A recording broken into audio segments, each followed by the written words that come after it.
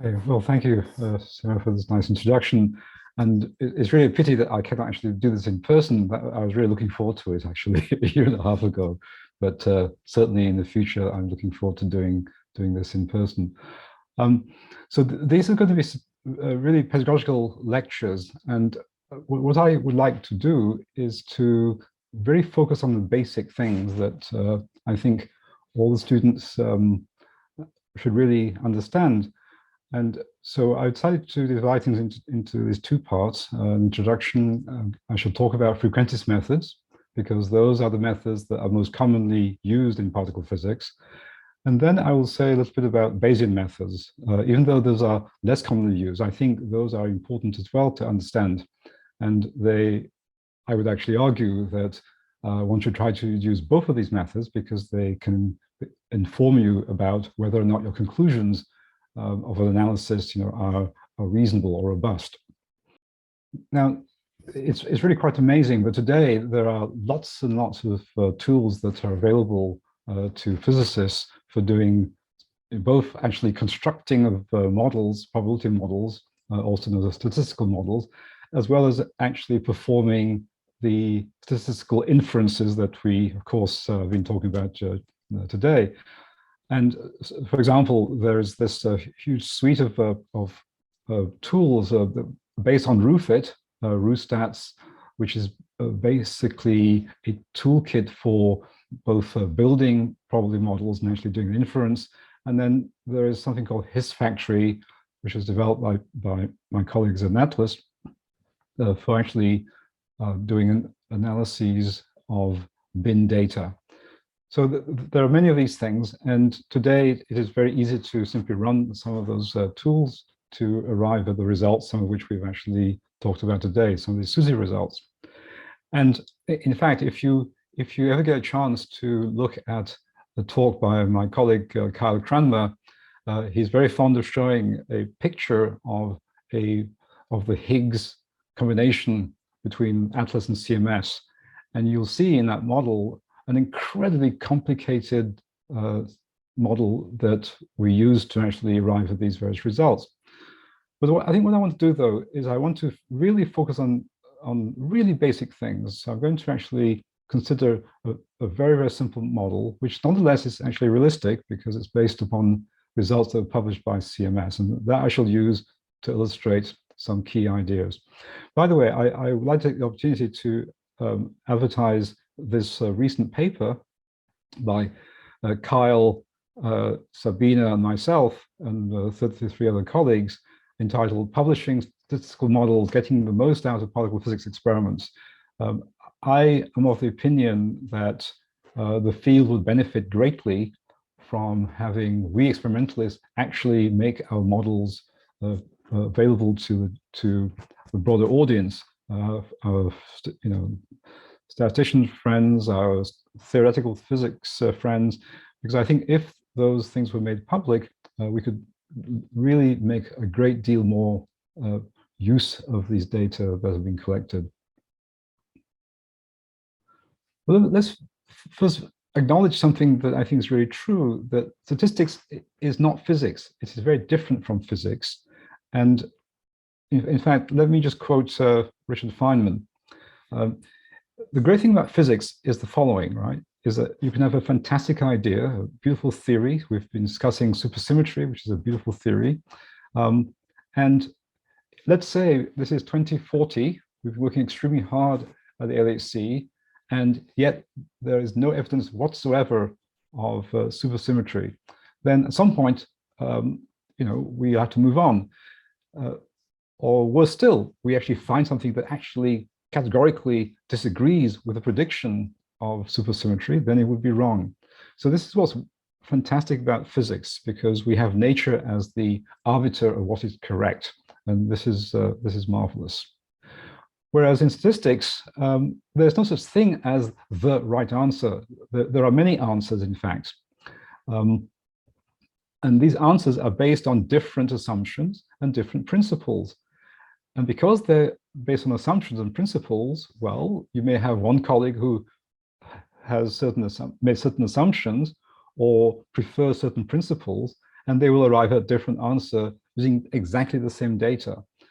And this is an important point to bear in mind when one is engaged in these analyses. So even all the papers that have been published so far from the LHC, especially the ones in which limits have been set, for example, for SUSY, underlying those results are assumptions and principles with which people could disagree and do disagree. And therefore, any change in those assumptions could actually could have led to different conclusions. So this is something that's important. Unfortunately, we cannot appeal to nature to decide between the different principles. At the end of the day, it's really a matter of intellectual taste, and that can vary from one person to the next. Nonetheless, the good thing is, the good news is that there's one thing that everyone seems to agree upon, which is that the underlying concept, the basic concept that underlies statistical inference is probability. However, so we all agree this is really the key, but this concept, this notion, is interpreted in at least two ways. There are many other ways, but at least two that are used in particle physics. The first one is actually the older interpretation, which goes back at least 2 centuries, and probably more, and that is the degree of belief in a proposition. So one makes a proposition, it will rain in Mumbai today, and you specify some probability. Now, of course, the event today, 22nd of November 2021, is a singular happening that will never happen again in space-time. Nonetheless, you can assign to it a probability that is the degree of belief in that particular statement. So that's one sort of interpretation of probability. The other one, with which we're much more familiar, and the one that physicists typically prefer, is the relative frequency interpretation. So what one imagines is that one repeats a certain thing many, many times. We have a fantastic ideal machine for doing that, the LHC, where every proton-proton collision is a trial. And either something happens that's interesting or something happens that's not interesting. So perhaps one outcome could be the creation of a Higgs boson, and we hope that one day the creation of something truly new and unexpected, and one assigns a probability to this. And so the idea here is very simple. The idea is that you repeat this trials many, many times, you count how often a particular outcome is realized, and you take the ratio of these two counts, and you call that the relative frequency. And one presumes that if you continue to do this for an infinite number of trials, that fraction will settle down to a number that we call the probability. So these are the two interpretations. And as you can imagine, they lead to different ways of reasoning about statistical analysis. So we're going to start by considering the frequentist approach, which uses this relative frequency interpretation. And please feel free, especially the students. This is for you, so feel free to ask questions at any time throughout the two talks. So if we go back to 1937, there was this amazing paper by Jacek Neyman, who basically espoused this particular principle. His idea is this: we should construct statements. Let's say some particular parameter is below some threshold. One should construct statements with a certain guarantee, and the guarantee is that over an ensemble of statements, you guarantee that a fraction f greater than or equal to p will be true. Now, of course, we are not privy to which statements are true, which ones are not true, right? And we'll never know, because we can only ever know probabilistically something about the true nature of the world. But the point is that one wants to construct statements such that you guarantee that whether or not you know they're true, what you at least want to guarantee is that over a huge ensemble of statements, some fraction, minimum fraction of them are true. This is the so-called Frequentest Principle. And it's a very important one, because in some sense, it's sort of a quality control, a kind of a guarantee that we're doing something that's reasonable. So here's an example. In 2014, the Siemens collaboration published this nice paper on the analysis of Higgs decaying to 2Z bosons, which then subsequently decaying to 4 charged leptons. And if you look at the results of this paper, one thing you can conclude is the following statement, that the mean signal, that is the mean Higgs signal in this particular channel, lies within this range, 10.9 events to 21 events, with a probability of 0.68. So that's the statement. The statement is either true or false. And we do not know which it is, because we do not know what the true, we'll never know what the true signal is. But the point is that if this statement has been arrived at in a certain way, then there's this guarantee that if you look at many such statements from ATLAS, CMS, going back 100 years to the discovery of the electron by J.J. Thomson in 1897, all those statements that have been made with a probability of 0.68, the presumption is that at least 68% of those statements are true, even though we do not know which ones are true and which ones are false. That's the Frequentest Principle. And that's what one tries to adhere to by constructing things in a certain way, as we shall find out shortly. Now, the statement I just showed you about the signal is of this form, right? That some parameter lies within some bounds. And those bounds can vary from one experiment to the next, because the upper bound, lower bounds of mu sub L, mu sub U depends on the data that have been observed. And obviously, if you repeat the experiment, you get different data, and that will lead to different lower bound and different upper bound. So these intervals vary, and these intervals are referred to as a confidence interval. And you'll see why the word confidence is used in this context. And the probability P, remember P was that lower bound, because we wanted to guarantee that a fraction F greater than or equal to P of all these statements are true. That P is called the confidence level. And the statement I showed you before had a confidence level of 68%. So we want to be able to construct such statements. That's very important. So you've just seen, for example, in these very nice talks on the supersymmetry, these various curves in the two-dimensional planes, these so-called occlusion limits. Well, those have a very definite meaning.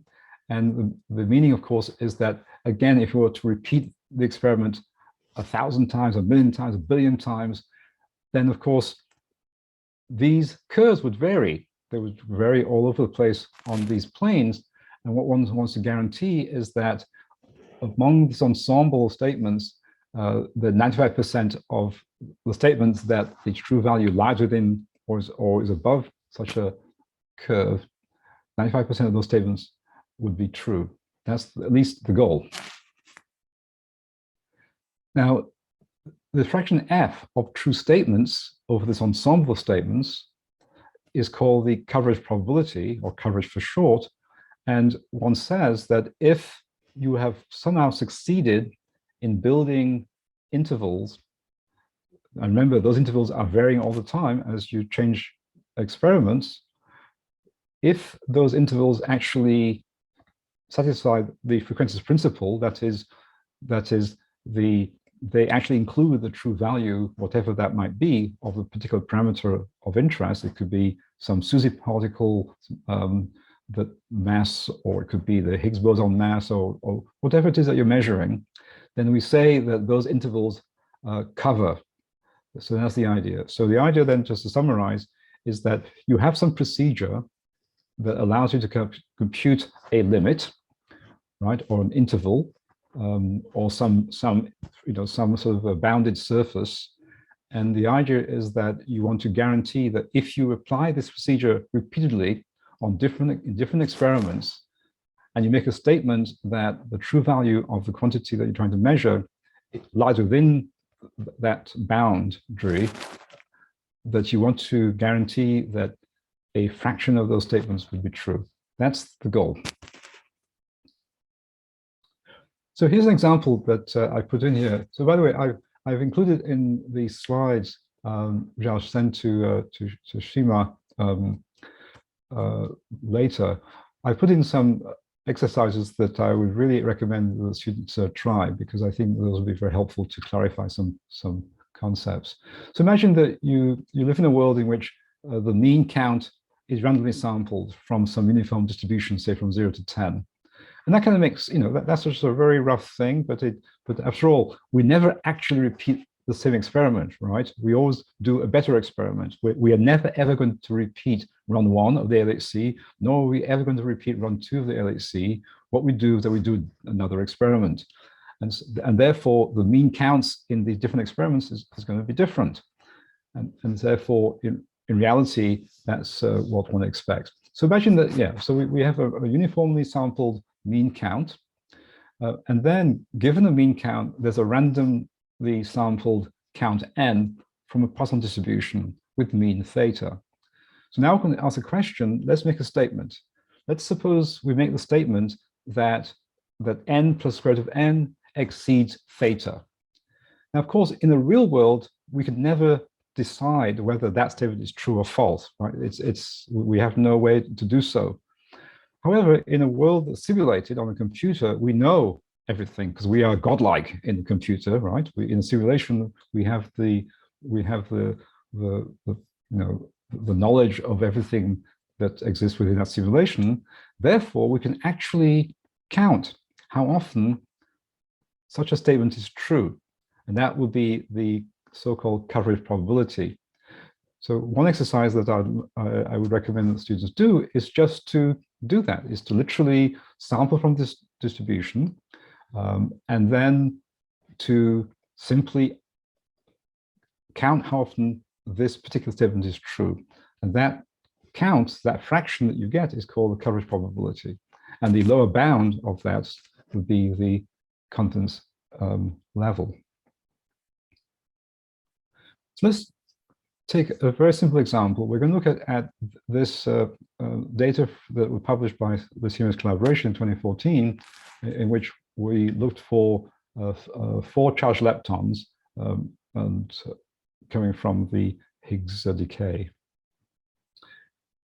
So if you go and read this paper from CMS, you'll see that there are lots of numbers in that, but there's a summary which I've listed here, that there were 25 events were observed. That's the actual number of events that satisfy all the selection criteria that we found.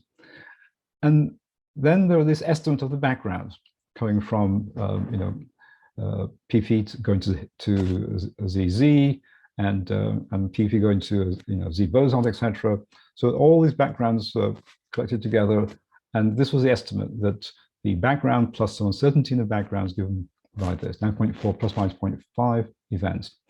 And if you go to your friendly local neighborhood theorist, they will then predict that, well, if the Higgs boson mass is 125 GeV, then in that experiment, the expected signal, according to the Tunnel model prediction, was 17.3 plus minus 1.3. So these are the known things, and these are the unknowns. We do not know the mean background in that experiment, in that analysis, nor do we know the mean signal, and we shall never know these things, right? Those are the unknowns, and we would like to say something about these unknowns. Well, actually, we want to make our goal somewhat more targeted. What we really would like to do is to measure or estimate the mean signal S, right? Because if we know the mean signal S and we know the integrated luminosity, we can arrive at the cross-section, and that's something that is of interest to us. But of course, just measuring, giving a number for the signal is not enough. We all have learned from the very beginning when we were young students that you also need to quantify the accuracy of the estimate that you provide, right? You must give some bound on the accuracy of your estimate. And finally, we'd like to ask the question, is there really a signal? Is there something that's significant that one should tell the world about?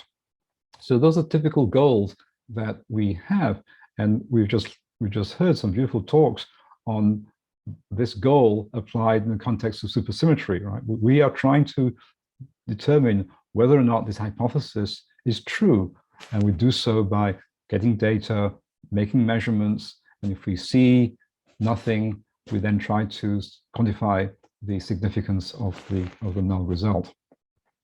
But of course, to do this, we need to have a model of the data generation mechanism. We presume that there is some mechanism that generates this data, the LHC, right? Every collision is a perfect stochastic machine, right? Every collision of protons, according to quantum mechanics, generates this stochastic data. And we want to have a model of this. And given the model of that, then we can say something about the parameter S, which is the thing of interest to us. But let's start from scratch. Since these are supposed to be pedagogical talk, I really want to start from scratch because in principle, this is what one should do. One should really think very hard about the data that you have acquired in order to be able to construct a probability model of the data generation mechanism. Now, of course, we already know what the answer is. The answer is going to be a Poisson distribution. But let's start from the very beginning. So imagine that you divide what happens when two protons collide into two classes. There's a success and there's failure. So let's say, two protons collide and there's a success. Maybe one day the creation of a SUSY particle, or perhaps creation of a Higgs boson, that would be a really, that's a success.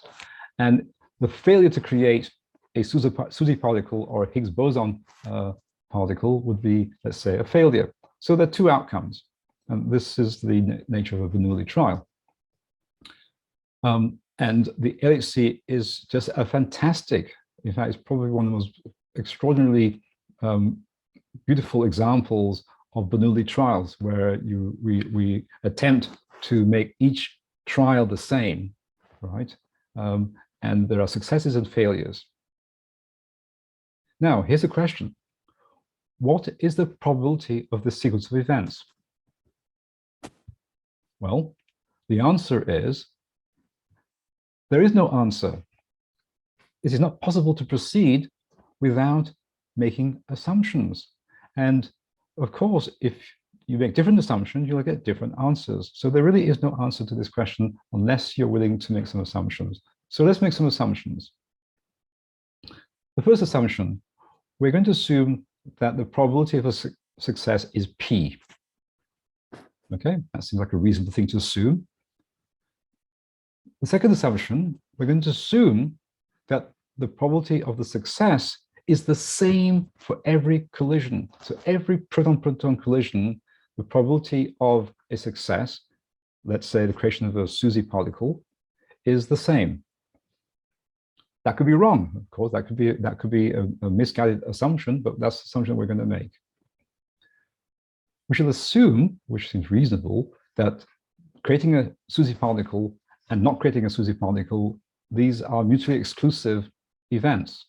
If that's the case, then the probability of a failure is 1 minus P, because there are no other possibilities.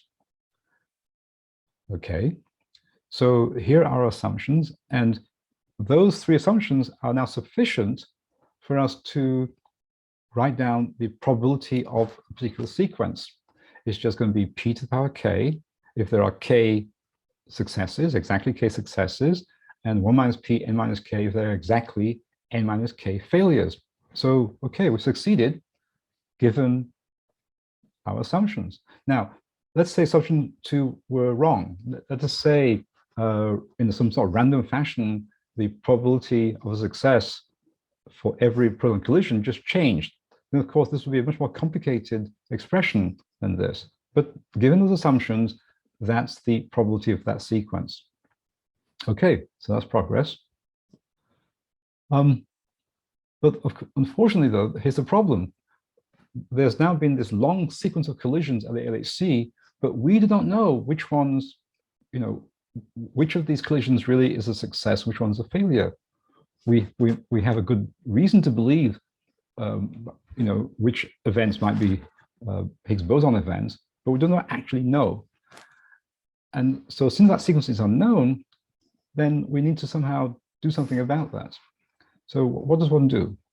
Well, if you go and look up your books on probability theory, they tell you that the way when there's something in your problem about which you are either clueless, you have no idea about this, or it's a parameter that is not of interest to you, then what the theory tells you should do to eliminate that particular quantity is, which in this case, the sequence, is to simply sum over, to integrate over the things that you don't care about. And so let's do that. Let's simply sum over all the possible sequences in which there are k successes and there are n minus k failures. And that's what we've done here. Okay. Now we have to make another assumption. So that's assumption number 4. Let's assume that each sequence where you have the same number of successes and the same number of failures, let's assume that each sequence has the same probability. That may not be true, but let's assume that.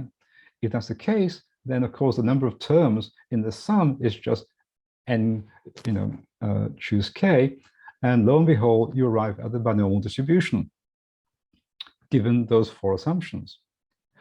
Now, of course, it would be insane to use that distribution for the LHC, right? Why? Because the probability for creating a Higgs boson is of order 10 to the -10, so it's very, very small, and the number of collisions is trillions. So it is completely reasonable to take the limit that p goes to 0 and n goes to infinity with, say, this product constant. And if you do so, of course, you arrive at the Poisson distribution, which is, of course, the distribution that we all use for a counting experiment. Of course, you can derive that distribution in many other ways. So, for example, you can use some sort of stochastic modeling, and you get to the same point.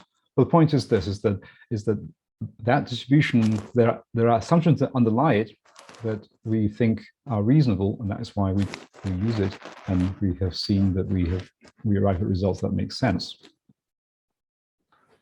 Okay, so we have agreed that the Poisson distribution is what we should be using, and so let's go back to this data then. So here is the probability model.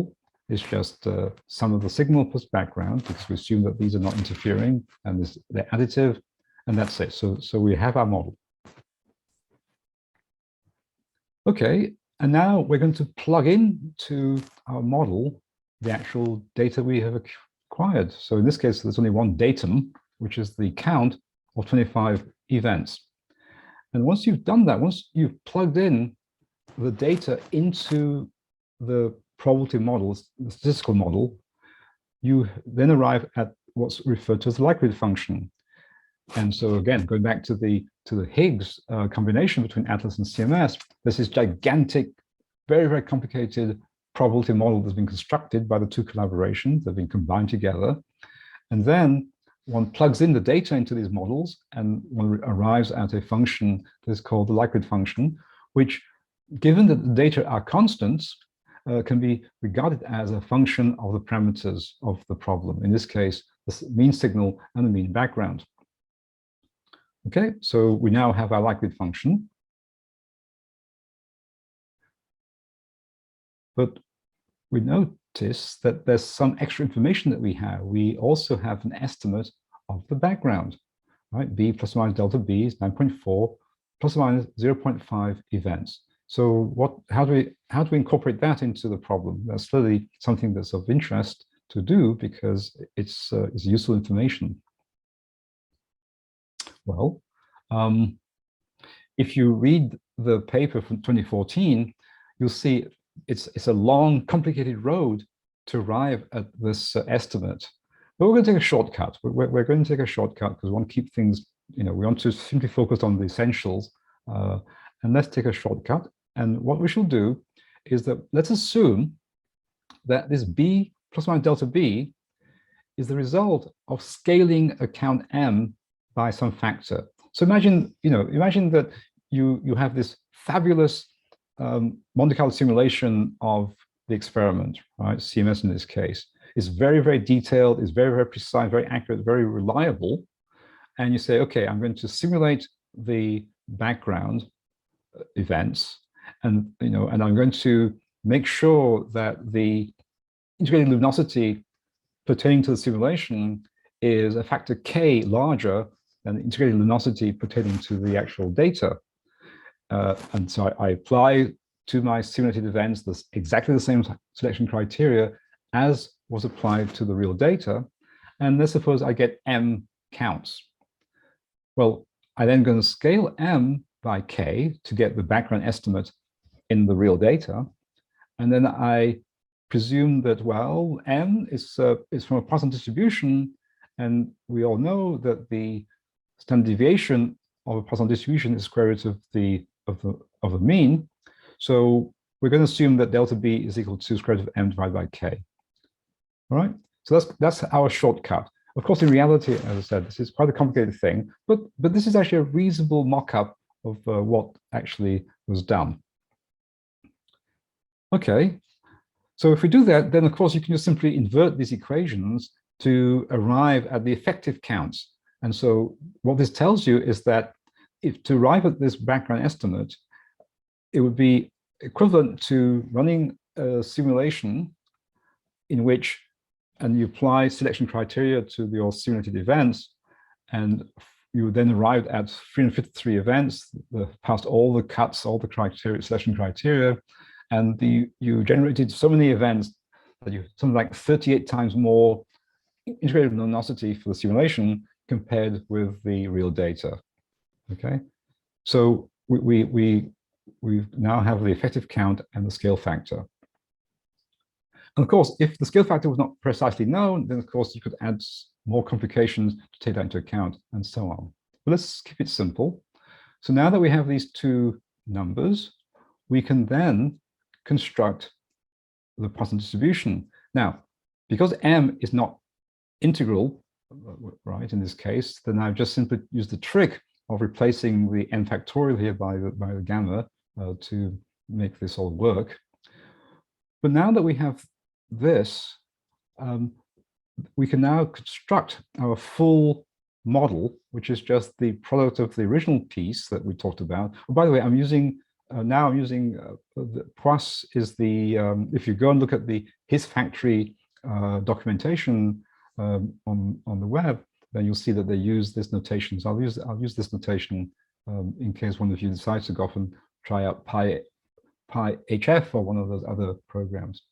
And so now we have two pieces. We have this Poisson distribution that pertains to the 25 events that were reported by the CMS collaboration.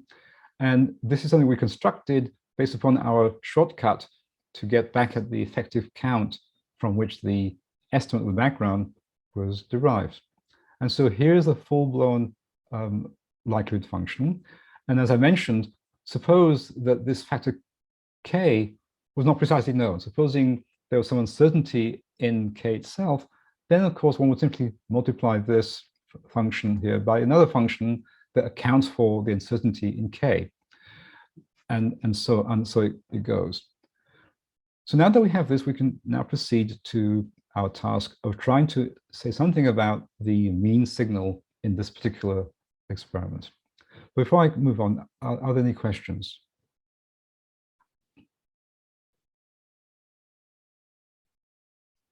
It's okay, Harrison. It's okay. I don't see any. Okay. Hand raised. So, just a simple question. Why is there a +1 in the denominator with the m and not just n? So ordinarily this would be m factorial, right? And yes. So m+1 gamma of m+1 is m factorial, not just gamma. Yeah. Got it. And of course I could not use m factorial because the m was non-integral. Although that's a detail. This doesn't actually make any difference to the inference. Okay, thank you. Thanks. Okay, so we now have our likelihood, and the only difference between what I've just done and what's done routinely by ATLAS and CMS and the other LHC experiments is that, of course, the functions that they arrive at are far more complicated because they've got to take into account many things.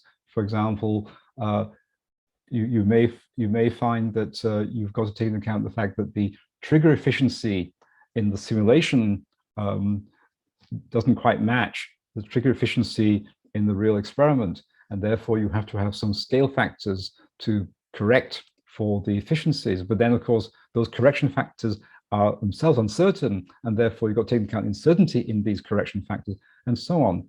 For example, if you let's suppose you're doing an analysis where you're looking, you have jets in the event. For example, you may be interested in trying to look for vector boson fusion events relative to gluon fusion events in the Higgs sector.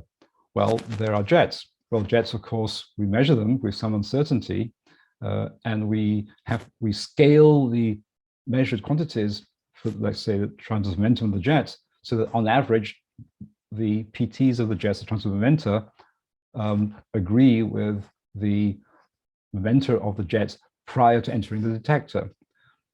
But then, of course, these corrections that are uncertain, and there too, one has to take into account the uncertainty, that's another term, and so on. So as one goes through step by step, trying to understand where all the uncertainties arise in analysis, then this simple function that I wrote down gets progressively more complicated as you take into account more of these details into consideration. But fundamentally, it's the same problem that we're addressing right now.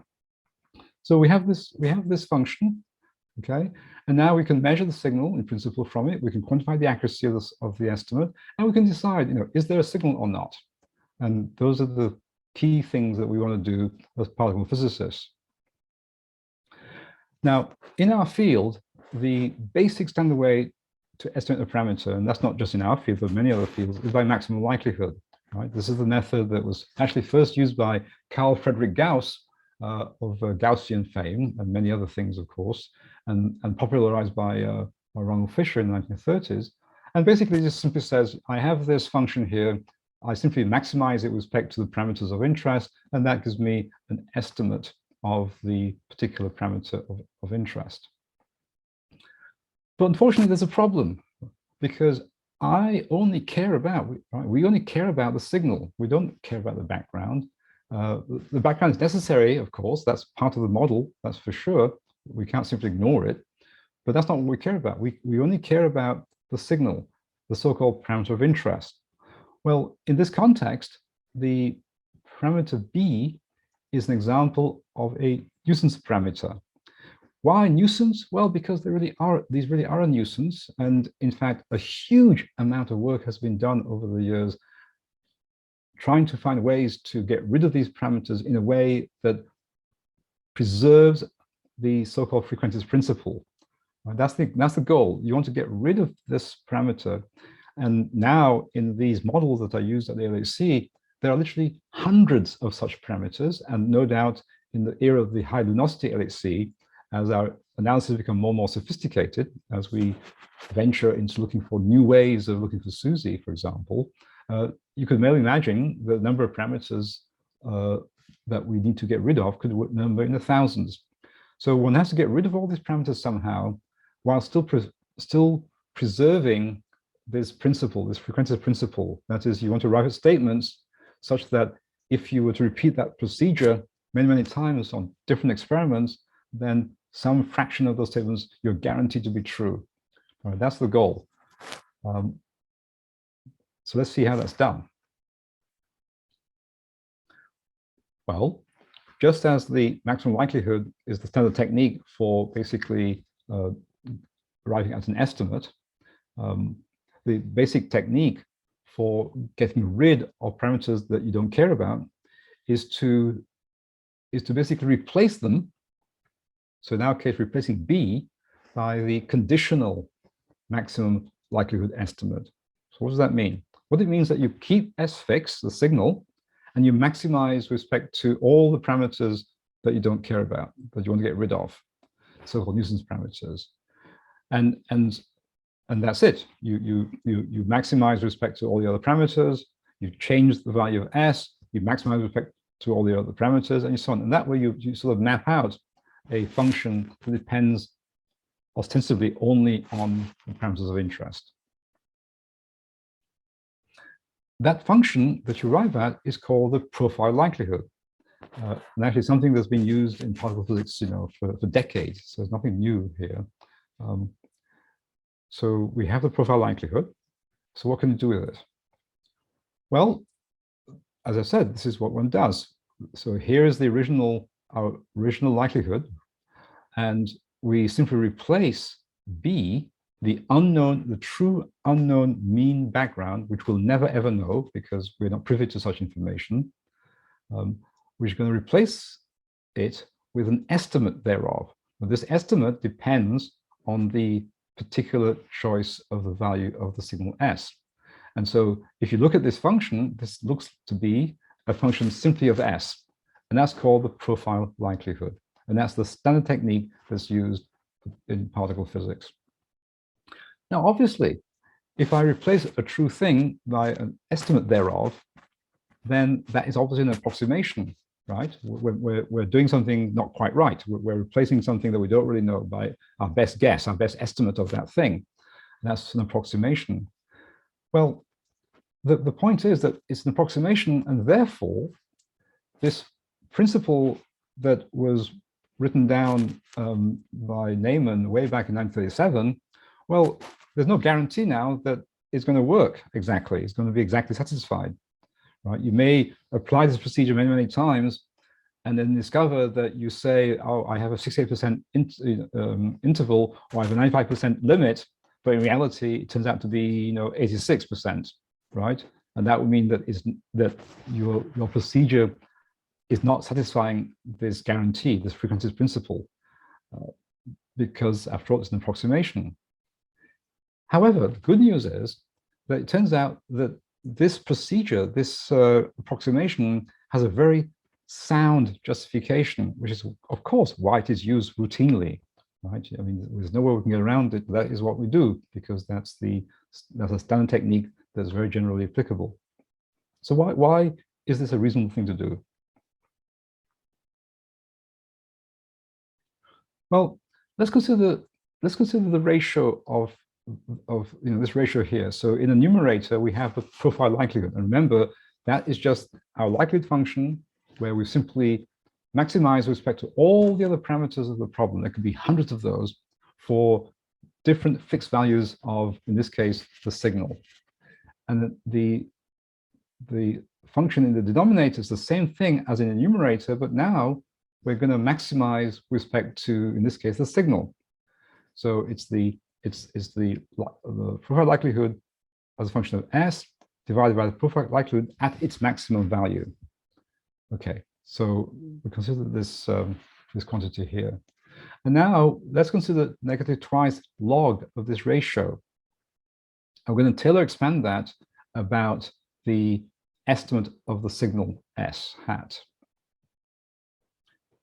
Okay, so we just do a Taylor expansion. Here we go.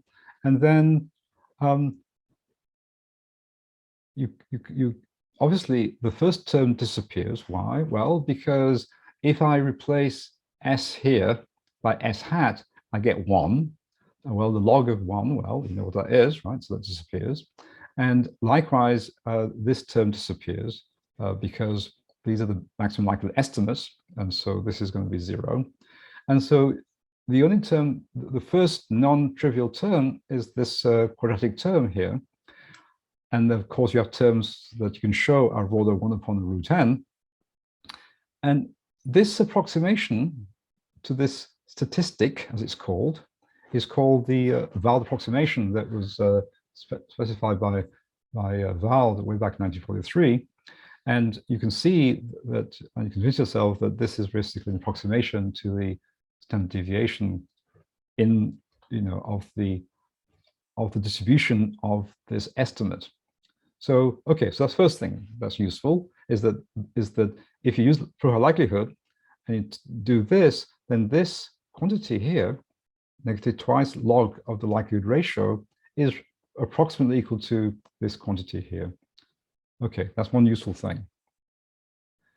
The second useful thing is that so long as your estimate of the signal does not occur on the boundary of the parameter space, so it occurs within the interior of the parameter space, so long as that's true, then there's this amazing theorem by Wilks, 1938, which states that this number here is approximately a chi-squared variate and therefore has a chi-squared density of 1 degree of freedom. So this is amazing. What it means is that even though T depends on S, its distribution does not depend on S. And that's fantastic because it means then you know what that distribution is. It's actually just a chi-squared density.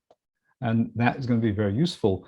And actually, both Wilks Theorem and the Wald Approximation have been beautifully exploited by my colleagues in this paper here. Glenn, Cohen, Kyle Cranmer, Eli Gross of Vittel.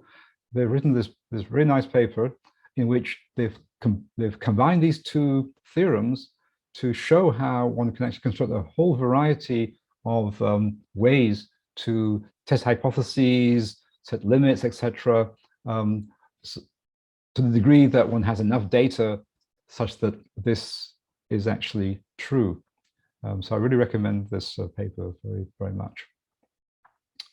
Okay, so the profile likelihood is a good thing to compute because you can avail yourself of both Wilks theorem or variations thereof, and you can avail yourself of the Wald approximation, which is what they have done in this paper. So that's why the profile likelihood is useful. And students should verify this theorem through simulation. Actually, what I might do, since there are these exercises, I may actually put together a Jupyter notebook with the solutions so that people can have a look. So this is really amazing. This theorem implies that even though T depends on S, its distribution is independent of all the parameters of the problem. When you have such a quantity, I think it's referred to as a pivotal quantity by statisticians. So that's actually very good because it means that we know the distribution of T, and that's actually very helpful. Okay, so let's go for the procedure. Let's apply it to these data. We first of all find the maximum likelihood estimate of the background for a fixed signal S, and so here's a solution. And we then simply work through this. And in fact, you see this line here, this line is basically the line that maps out the profile likelihood. So if this was projected downwards, you then would see the profile likelihood as a function of the signal. So because of Wilks' theorem, tells you that this quantity, minus twice the logarithm of the likelihood ratio, is approximately a chi-squared variate, then that's great because we can get an approximate confidence interval by simply solving this equation. We simply set this number equal to 1 and solve for S, for the lower bound and the upper bound. And if you do that, you arrive at this statement. So now we can assert that in this experiment, in this analysis of CMS, where we found 25 events, that the mean number of Higgs boson events in that analysis, for that luminosity, whatever it was, is between 10.9 and 21 events with a confidence level of 68%. Okay, and so this is the procedure, and this is just a simple example of a procedure that's used even for for all the analyses of which I'm aware at the LHC, including the ones searching for supersymmetry, for example. So if this was searching for supersymmetry, you may only be interested in a limit because let's say there's some indication that there's nothing interesting going on. Then rather than setting this equal to 1, you may set it equal to, I don't know, 2.7, something like that, and compute a 95% limit in the one-sided interval, for example, on some parameter, or say the cross section. Okay, so we can estimate in principle can estimate the signal. We can, by maximum likelihood, we can put a bound on it, and this is what this is doing, this interval.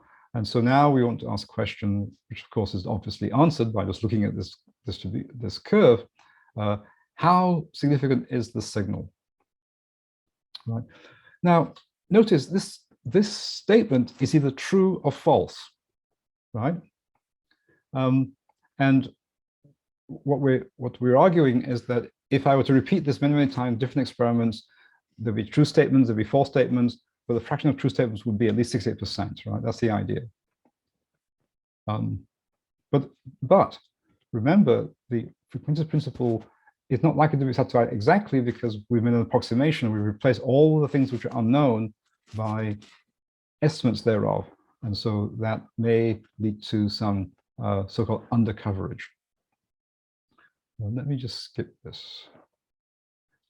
And so we're coming to the end of the first half.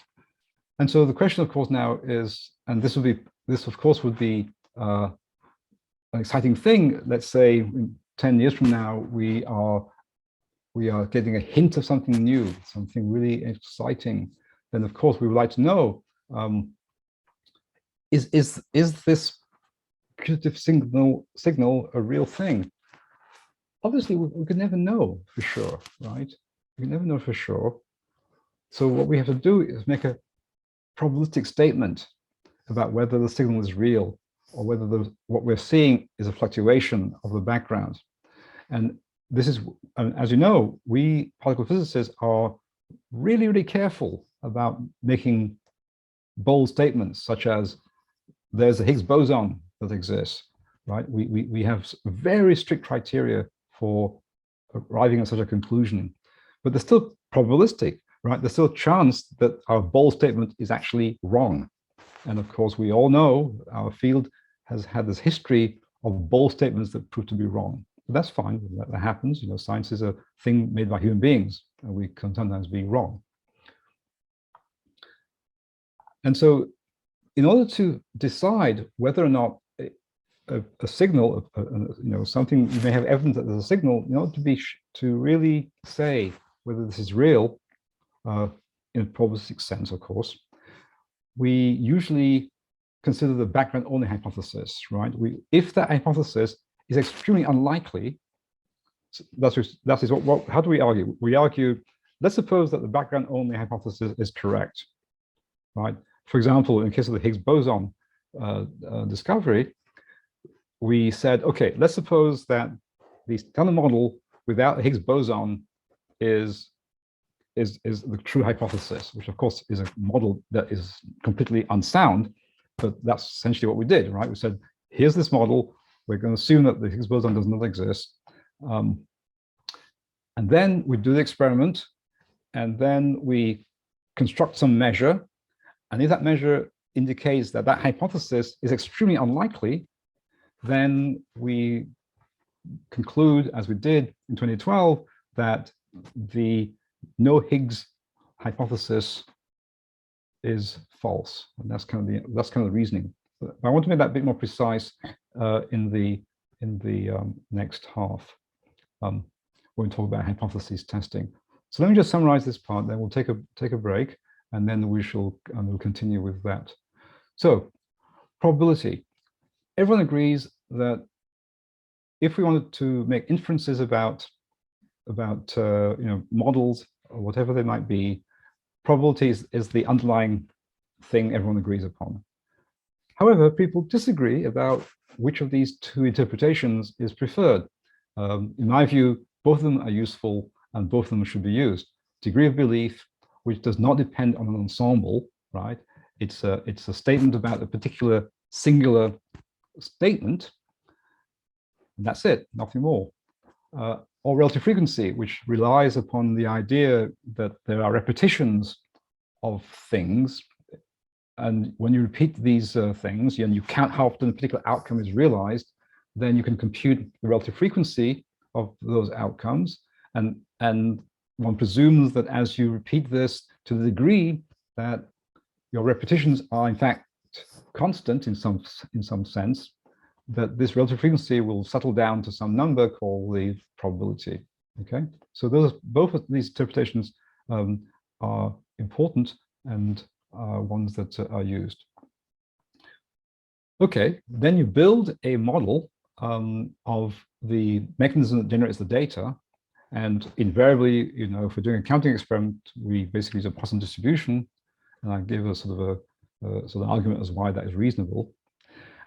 And then you plug into your model the data that you've observed, right? And once you've done that, the data, of course, are just constants. The model now becomes just a function of the parameters. Let's say the signal strength for the Higgs or the cross section, things like that. And once you have that likelihood function, you can then continue to do inferences.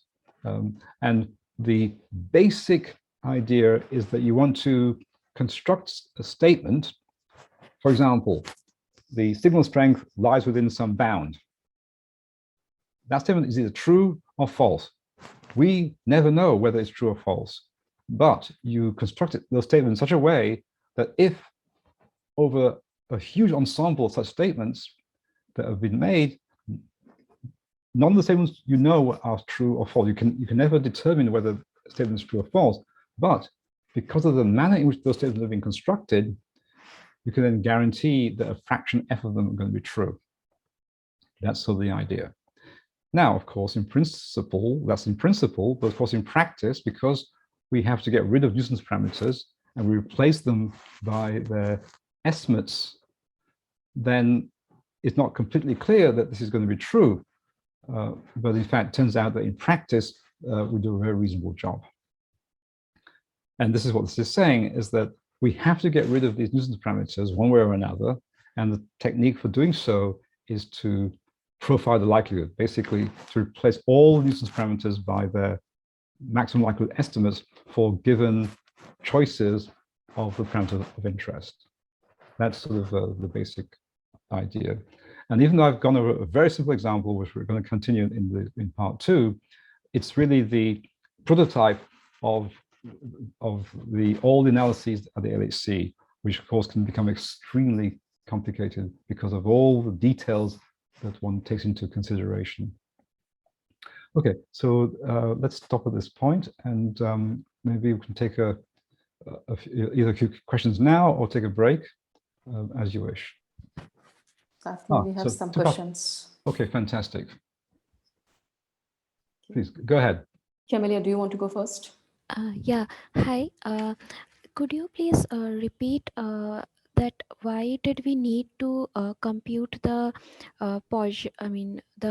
Poisson probability for m, the count m, the likelihood for the count m? Yes. Okay. Thank you for the question. So one of the goals in building these models is to try to be as precise as you can, get as close as you can to the manner in which the data have been manipulated, right? So I could have said, why not, since we have a background estimate, the background is, what was it, 9 plus minus 0.5 events, I could have chosen to say, let me assume that this is a Gaussian. Let me assume that I can represent this particular result as a Gaussian, where 9.9 would be sort of the, would be the what's measured, and 0.5 would be the standard deviation. And I could have used a Gaussian instead. I could have had a Poisson, right? Probability of getting n equals 25 given s plus b times a Gaussian where I plug in 9 events minus b divided by 0.5 for the standard deviations, all squared. Okay, I could have used a Gaussian. Now it turns out that for this particular set of results, because there is a substantial signal, as we shall see in the second half, the Gaussian would have been reasonable. Why? Because the uncertainty is 0.5 compared with 9 events. But the reason I went through this little exercise was to show what you could do if you were not in this happy situation. Suppose you had 9 plus or minus, I don't know, 3 events, or a larger uncertainty, where there's a possibility that the Gaussian could have a long tail towards negative values for the background. Then what people used to do at the tevatron, for example, is that they used to truncate the Gaussian at 0. Well, that's not a very good thing to do. You would like to have a function that goes to 0 at 0. And so by going through this exercise, you arrive at a function that looks very, very Gaussian around where the background is, but actually goes to 0 at 0, which is a much more sensible behavior. So that's why I did this. Okay, thank you. Yes. Angira? Maybe, sorry, I missed that Yes, point, please. but I did not understand how come the maximum likelihood estimate of a nuisance parameter is a function of signal, because you've not looked at data at that point, right? Okay, so let me, okay, thank you for the questions. Let me go back to, yeah, let me go back to here. Okay, so what I mean by this is this. So this is just this is a function of two parameters, the signal S and the background B, okay? Yeah. There's two parameters. So what I'm saying here is this, is that I fix S. I said S equal to 0.5 events.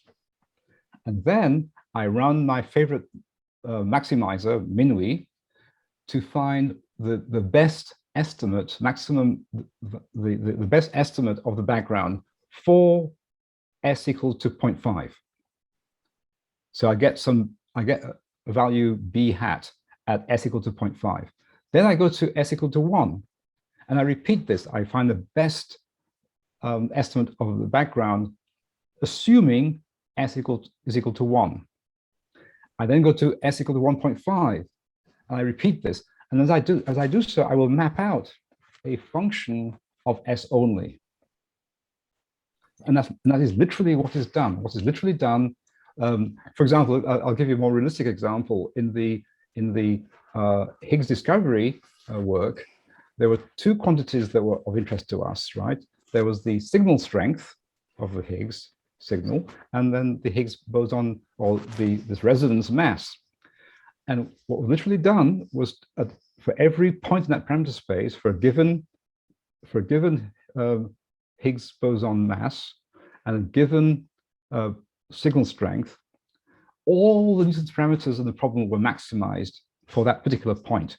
And this was done for every single point in that parameter space until we actually mapped out a function that depends only on the signal strength and the Higgs mass. And so here we're just doing a simple example of that, where instead we have only a single parameter S. And you're quite right, we don't know what it is. We have no idea, we'll never know. But what we do is that we say, let's just have different hypotheses for the signal, starting from 0 up to a very large value.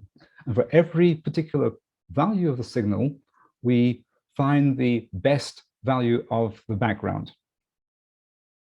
And then having found the best value of background, we plug it back into this function.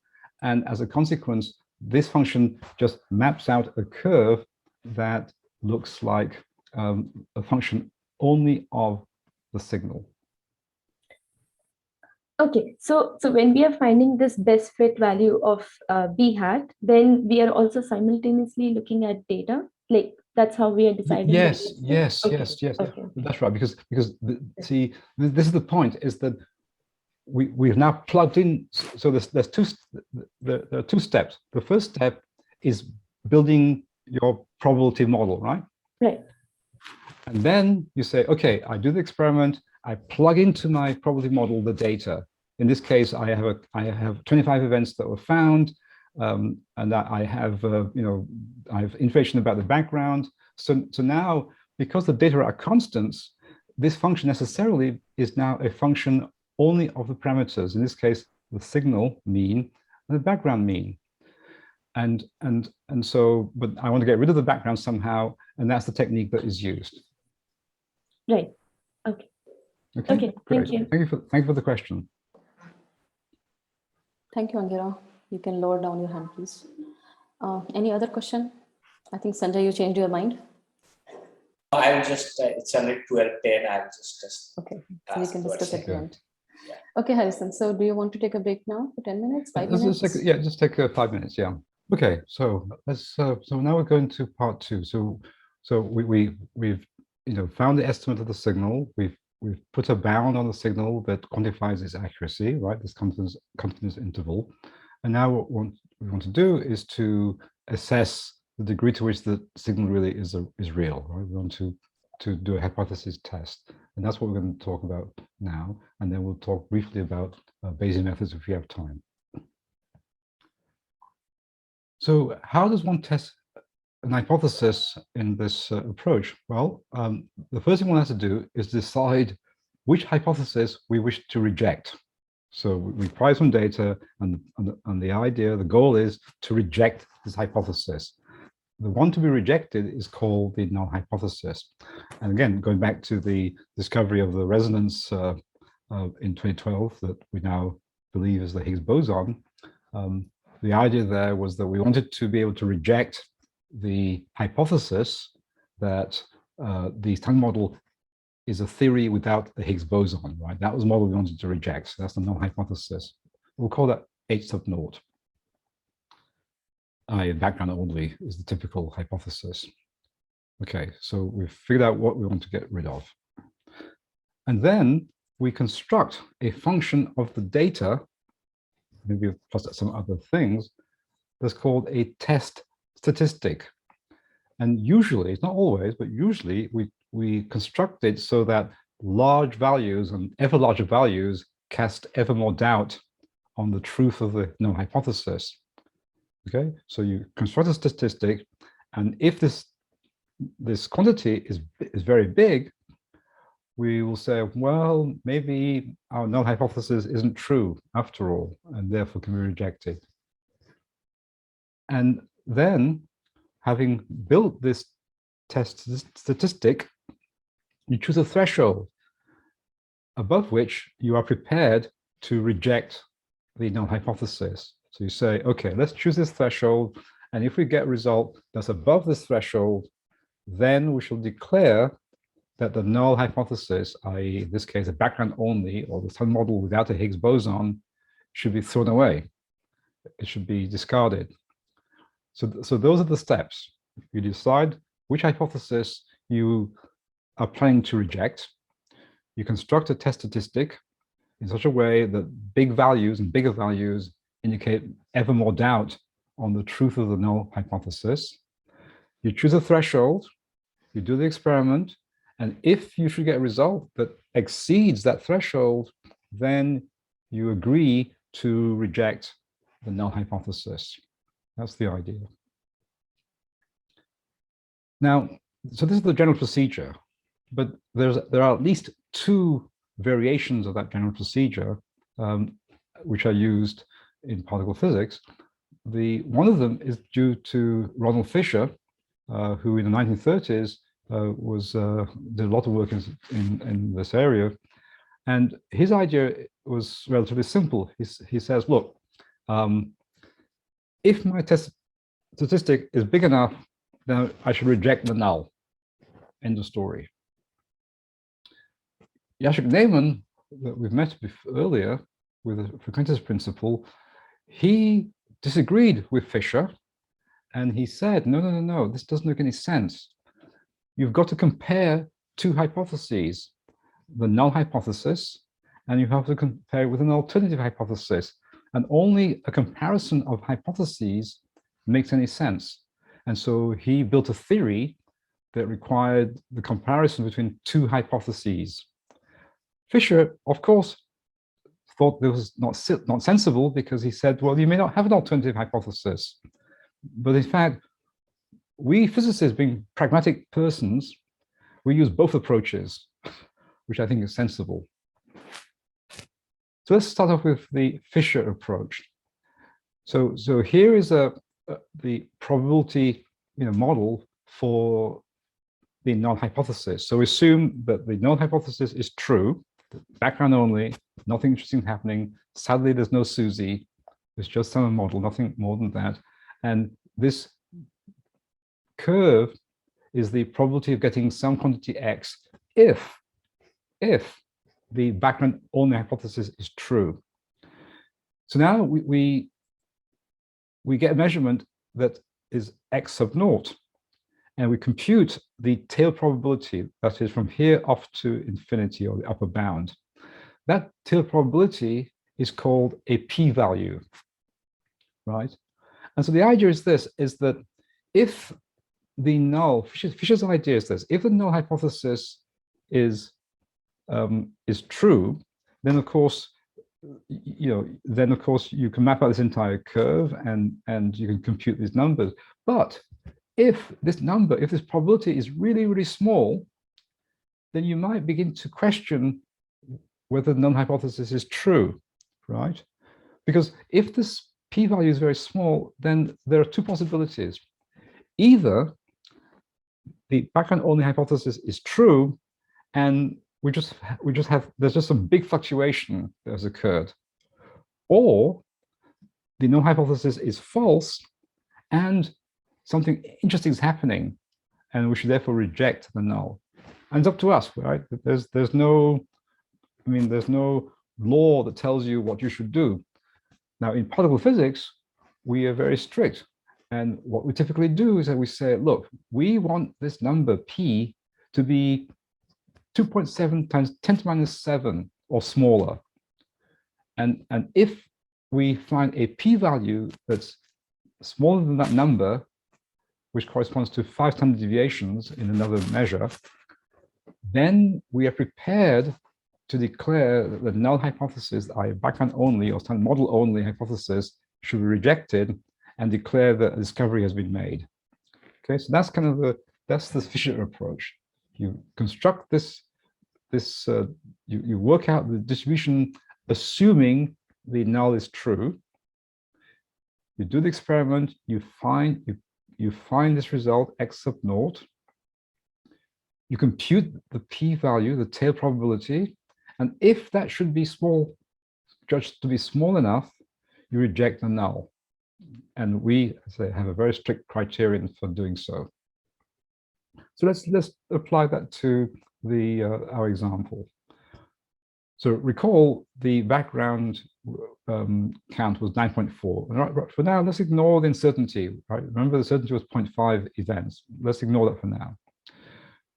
So let's just compute it. Well, to compute it, we simply have to integrate, or in this case, count from the observed count, in our case, n equals 25 event, off to infinity.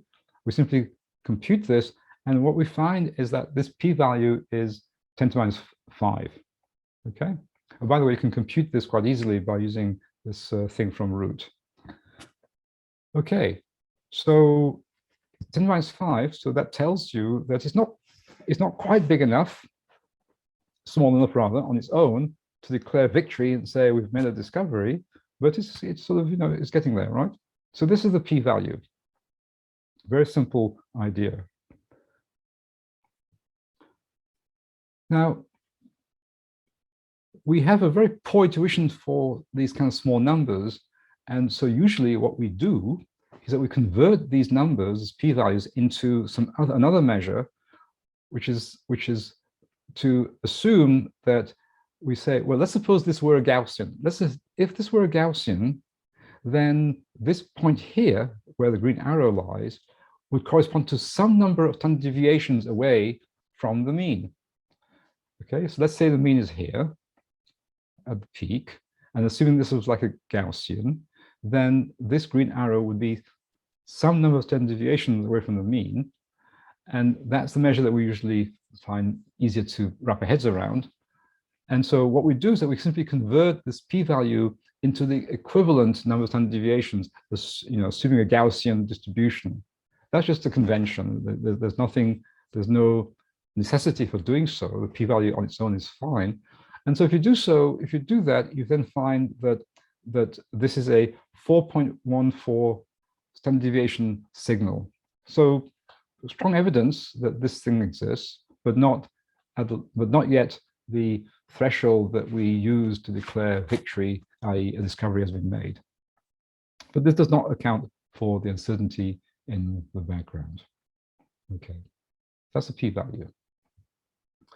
So that is Fisher's approach, which we of course use.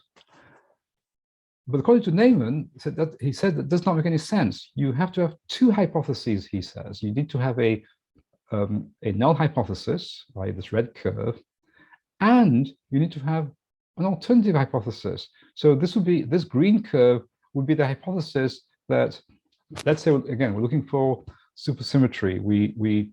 This is 2040. The MSSM is really dead. The NMSSM is dead, but there's a new variety of supersymmetry that is still alive, and it makes a definite prediction for some quantity, some observable, and it is this green curve here. Okay, so these are two hypotheses: the no SUSY, and this is the hypothesis that there is a supersymmetry.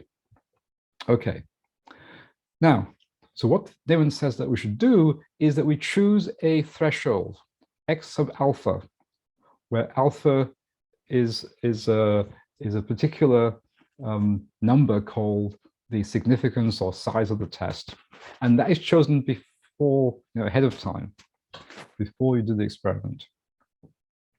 Okay, now suppose. And so for us, we would choose alpha if we really want to make a discovery of supersymmetry and say, yep, there really is supersymmetry. We would choose our magical threshold of 2.7 times 10 to the minus 7. So whatever x alpha corresponds to that tail probability from here onwards, we would find x sub alpha. Okay, we do the experiment, and lo and behold, we find that we get a result x sub naught that is actually bigger than x sub alpha. Well, according to Neyman, he said, well, then you should reject the null hypothesis in favor of the alternative.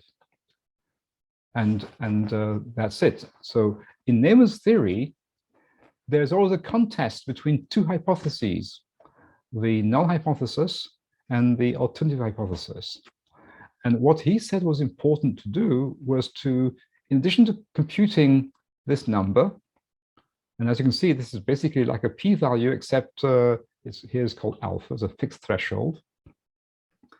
You should also calculate this number here, which is called the power. And if you think about what it's saying, this number is really the probability that you would actually accept the alternative if it were true.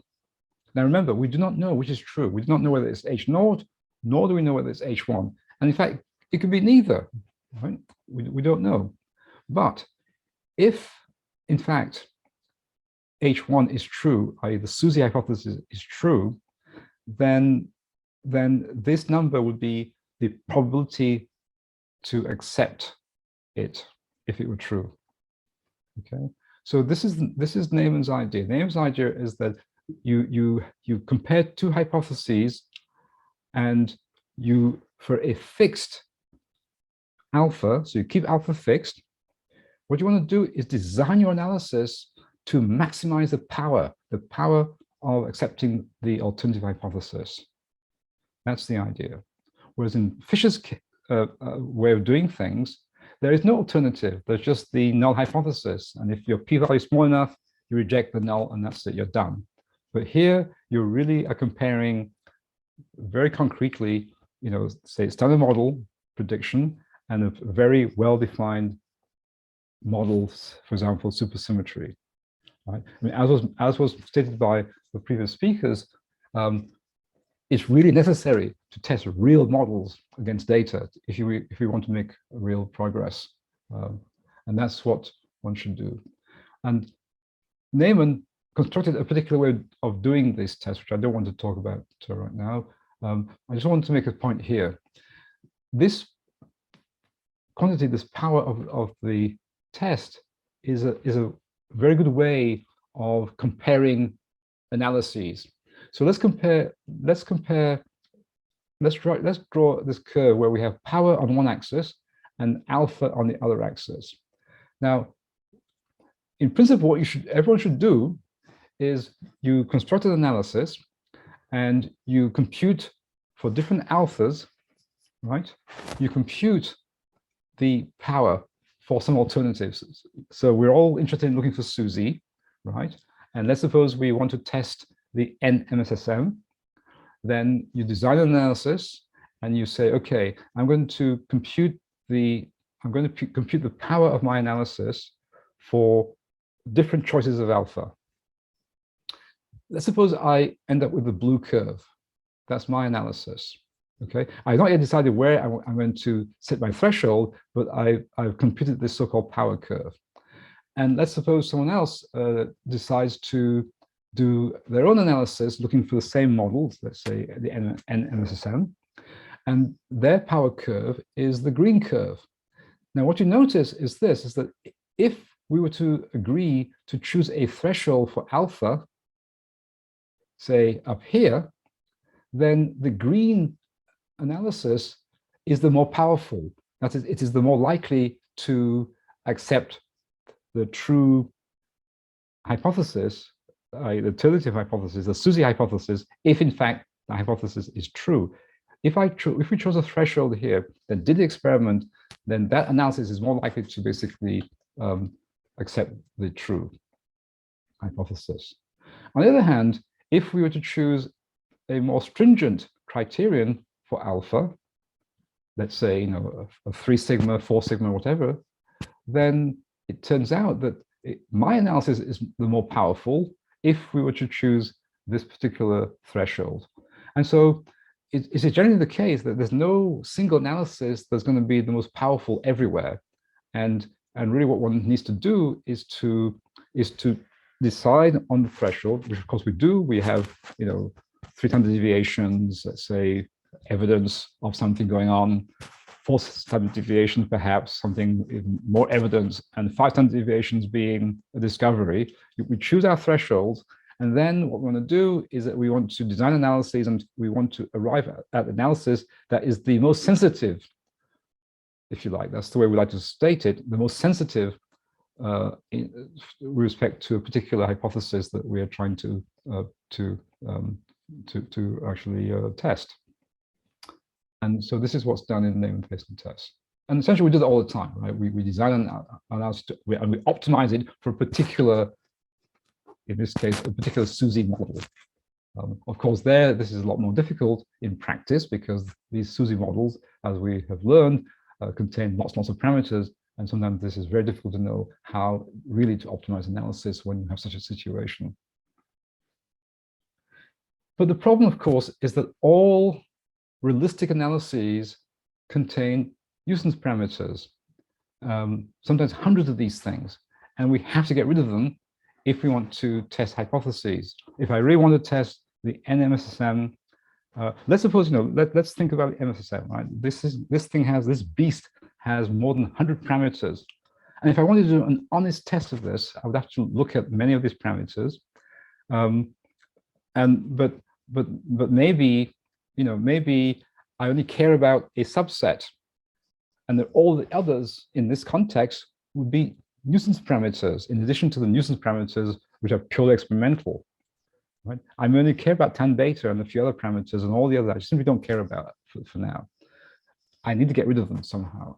And there are 2 ways to do this. One is, we've already seen, profiling. You fixed the particular parameters that you care about at some particular values, and you maximize all the, you know, with respect to all the other parameters. You go to another point in the parameter space that you care about, maximize with respect to all the parameters, and that way you map out a function that called the profile likelihood that depends only on the parameters that you care about. And I said, this is true whether the parameters are theoretical parameters in the model or they are parameters which are purely experimental. That's the way one gets rid of those parameters in this approach. The other approach is, as we shall learn shortly, is to integrate over those parameters that you don't care about.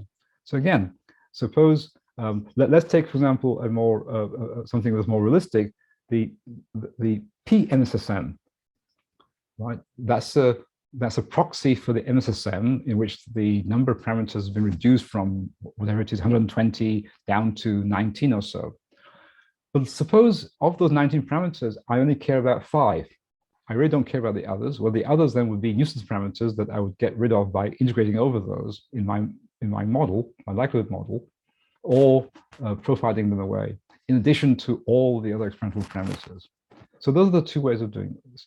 Now, in the frequentist analysis, profiling, of course, is the way things are done. And so let's do that. Let's use a profiling to get rid of this as before. And so that's what we did here. This is the likelihood, which depends only on S and B now because the data are fixed numbers. We fix S and we find the best fit value for B. And we do that for different values of S. And so this maps out a function, right? So B is now a function of S, B hat. And now we replace B, the true value, by this function. And so we arrive at a function as before, which depends only on S. And what is interesting is that we can use the same statistic that I showed you before. Remember, we used the statistic before to work out an interval for the signal, or maybe an upper limit if you're searching for some new physics. So we can use the same statistic as before to test the null hypothesis. However, because we've replaced the true value of the signal of the background or the other parameters with estimates thereof, then this test is approximate. But again, it turns out that the tests are still reasonably good. So how do we test this? Well, actually, it's very easy because this theorem that we talked about briefly in the first half, Wilks Theorem, says that this quantity T minus twice the log of the likelihood ratio, profile likelihood ratio, is just a chi-squared variable if certain properties are realized. And so I can test particular values of S0 by using the chi-square density.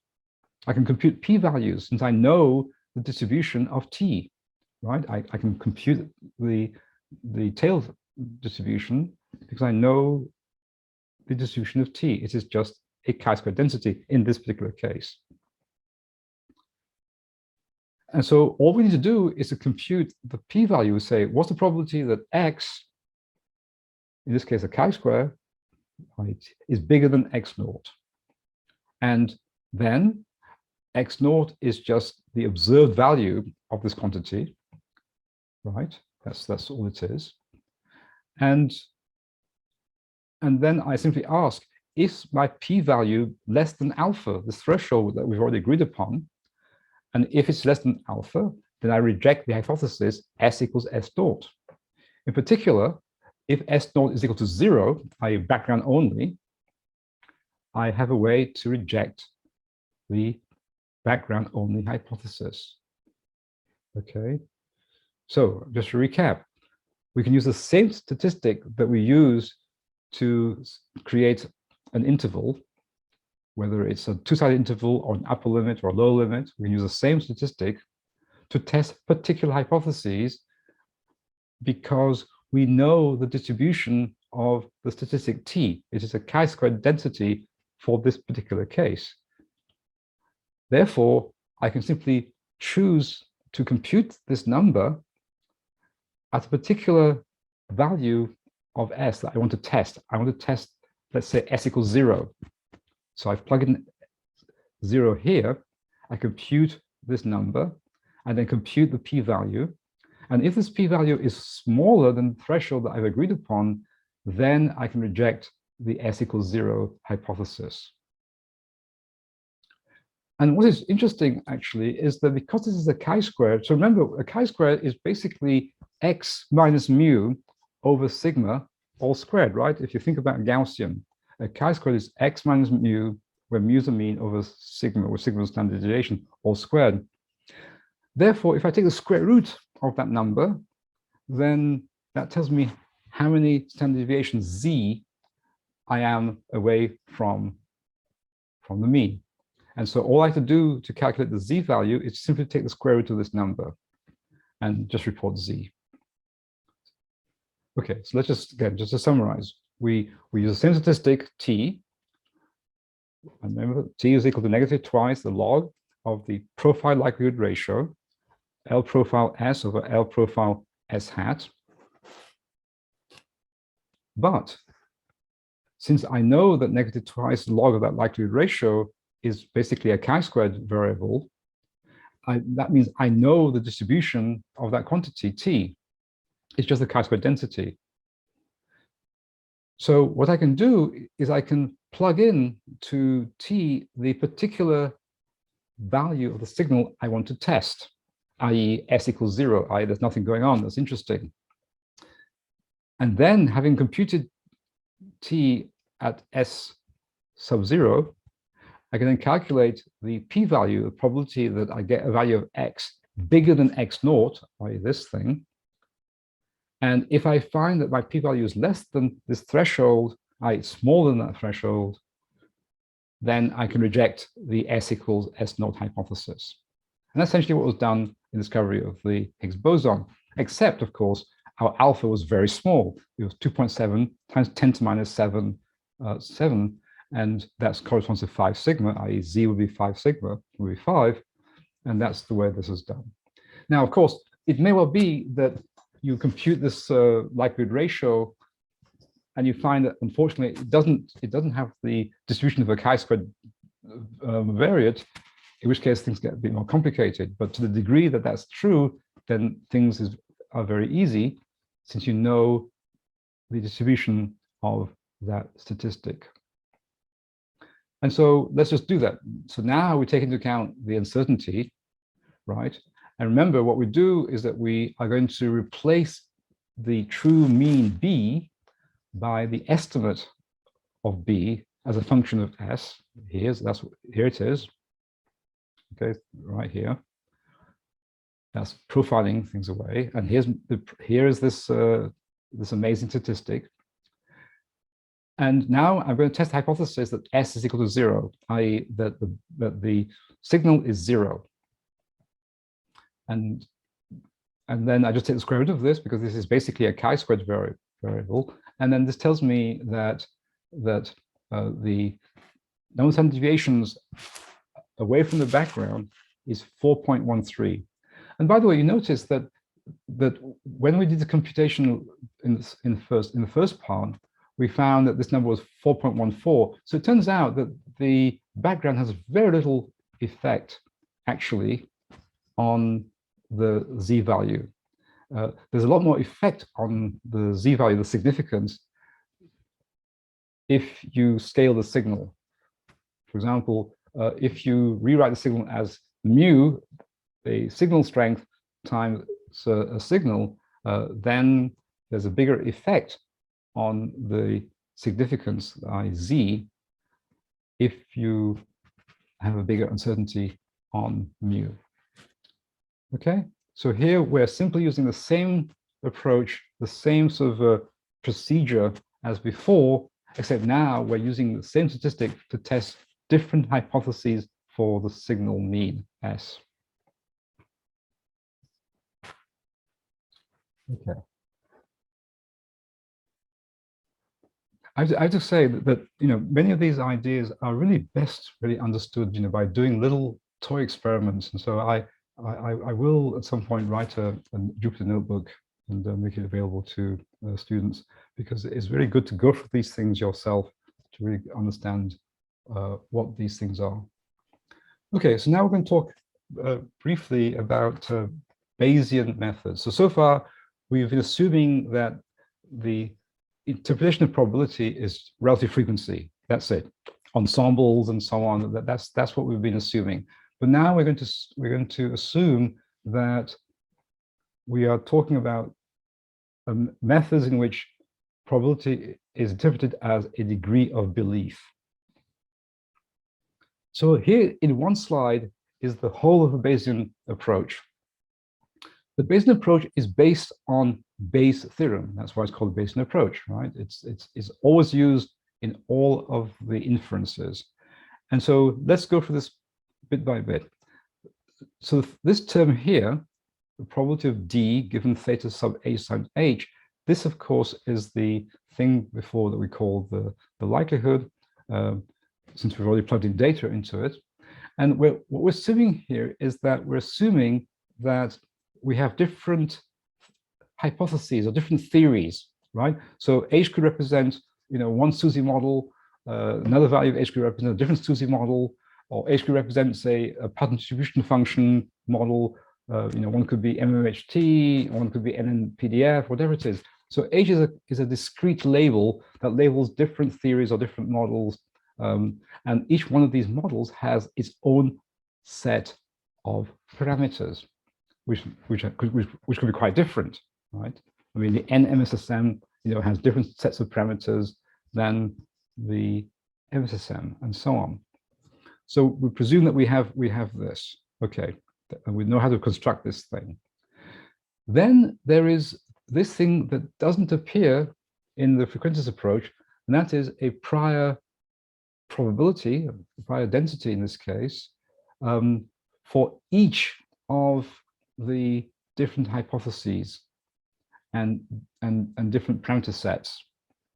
Okay, and then we normalize this with this quantity probability of D, and this is nothing more. This thing in the denominator is nothing more than the sum over all the possible hypotheses that we want to entertain, or theories, and integration over all of the parameter sets. Okay. So for example, let's suppose the LHC, I'm not sure which Poisson distribution function to use. There are three, right? There's CTEC, CT, whatever it is now. I have MMHT, I have NNPDF, I have these three different Poisson distribution functions I want to use. So H would be basically have three numbers, 1, 2, 3, one for each of these PDFs sets, and each of them has its own set of parameters, and I want to basically take those into account. So this is a very general structure here, but then what happens, of course, is that Bayes' theorem allows you to invert the probability. And so you can then ask the question, what's the probability for a particular set of parameter values for a particular theory, a particular hypothesis H, given the data that have been acquired? And that's it. So this is the whole of Bayesian analysis in one slide. And of course, you can marginalize, you can integrate over the parameters and theories that you don't care about for now. And we'll see how that works with our simple example.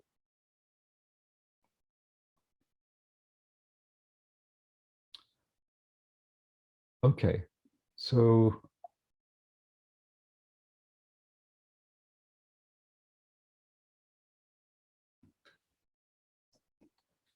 let's suppose now one has done all this. Typically, of course, these parameters split into two pieces. There are pieces, theta, that are the parameters that you care about, parameters of interest, and nu are the parameters that you don't care about.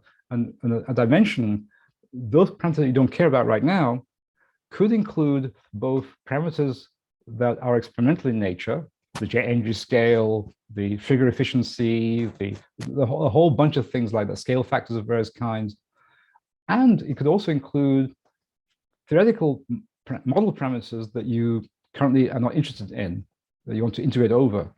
And so once you have the thing, you can integrate over all the parameters that currently you do not care about to arrive at a function that only pertains to the parameters that you do care about, parameters of interest. And in fact, you can think of profiling, right, as just a Bayesian procedure in which you've chosen a prior density that looks like this, where nu hat is the maximum likelihood estimate of every nuisance parameter given a particular choice for the parameters of interest. And so in fact, it turns out that many frequentist procedures can be recast as Bayesian procedures with suitable prior probabilities. Now, one of the things which I find particularly amusing is that Bayes' theorem can be used to compute the probability of a particular model or hypothesis. So let's suppose you wanted to be really courageous and use the data at the LHC to decide which of the different PDF models, Poisson distribution models, is preferred by the data that we've acquired so far at the LHC. So in this case, I would write down Bayes' theorem in this way, where H would label different Poisson distribution function models from different groups, NNPDF, MMHT, CTEC, and each one would have its own set of parameters. So there should be a subscript H here corresponding to the parameters for that particular PDF set, and nuisance parameters. Okay, so let's suppose, how could we do that? All right. Well, we could proceed in this manner. We could say, okay, let us first of all factorize this probability in this manner. So the probability of theta sub h nu given h times the prior probability for h, right? So I'm just using probability theory to factorize this thing in some way. Okay.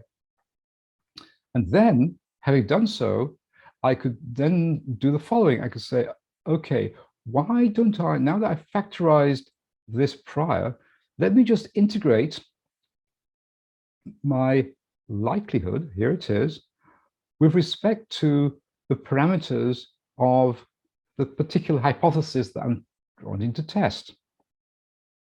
So this could be the parameters, for example, let's say there's the parameters of the NNPDF parameterization or the MMHT parameterization.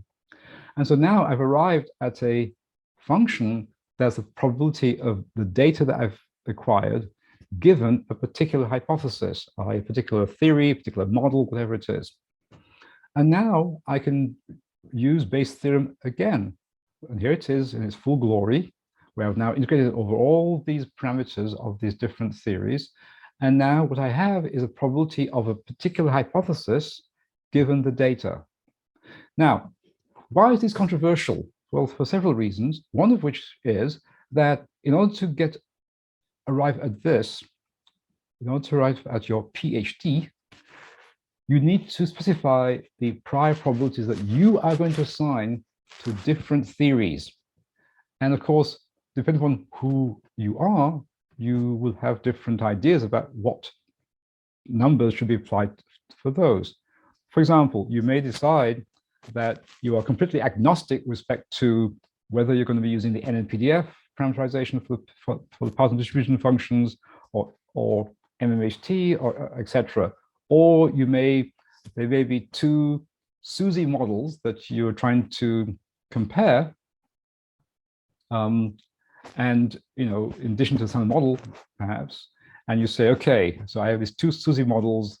I really have no idea which one is preferred, so I'm going to give equal probabilities, but I'm going to make those probabilities far less than the probability of some model because the standard model has been very well tested. So this is where it becomes controversial because you obviously will get different answers depending upon what numbers you put in for these prior probabilities. But in principle, this is the approach. Now, there's another, so that's one controversial thing that complicates matters. The other thing is this, is that in order to do this integral, in order to perform this integral, remember here there's this function here, this prior density that I'm integrating over.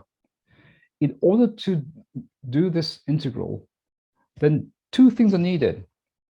One, if you integrate this function over the full parameter space, it should be equal to 1, because that's what probabilities are supposed to do, right? Integrate to 1. So that's one requirement. And of course, you need the priors, as I mentioned. Now, so because of the controversy about choosing priors for different theories or hypotheses, what people typically do is that they look at ratios of these probabilities. What's the probability of theory number 1, H1, given the data, over the probability of theory number H0, given the data? And this is simply equal to these two ratios. It's the ratio of these things, and this is called a Bayes factor. And remember, probability of D given H1, you've already done the integration over the parameters of the hypothesis H1. Likewise here, you've done the integration of the hypotheses of hypothesis H0. And for this ratio to be meaningful, it is necessary that this integral integrates to 1. Which means, of course, you cannot have probabilities here that integrate to infinity. That would not work. So that's one of the things that's important, and that's difficult to achieve. And finally, there's this ratio here, which is the ratio of the priors that you specify for the different hypotheses or different theories, right? So maybe pi of h1 is the prior that you would like to assign to the NMSSM, and perhaps prior of h0 is what you want to assign to the Salmon model, okay? And different people will have different numbers for these. And so what people do is that they ignore this because it's controversial, the red part here, and they only consider the Bayes factor.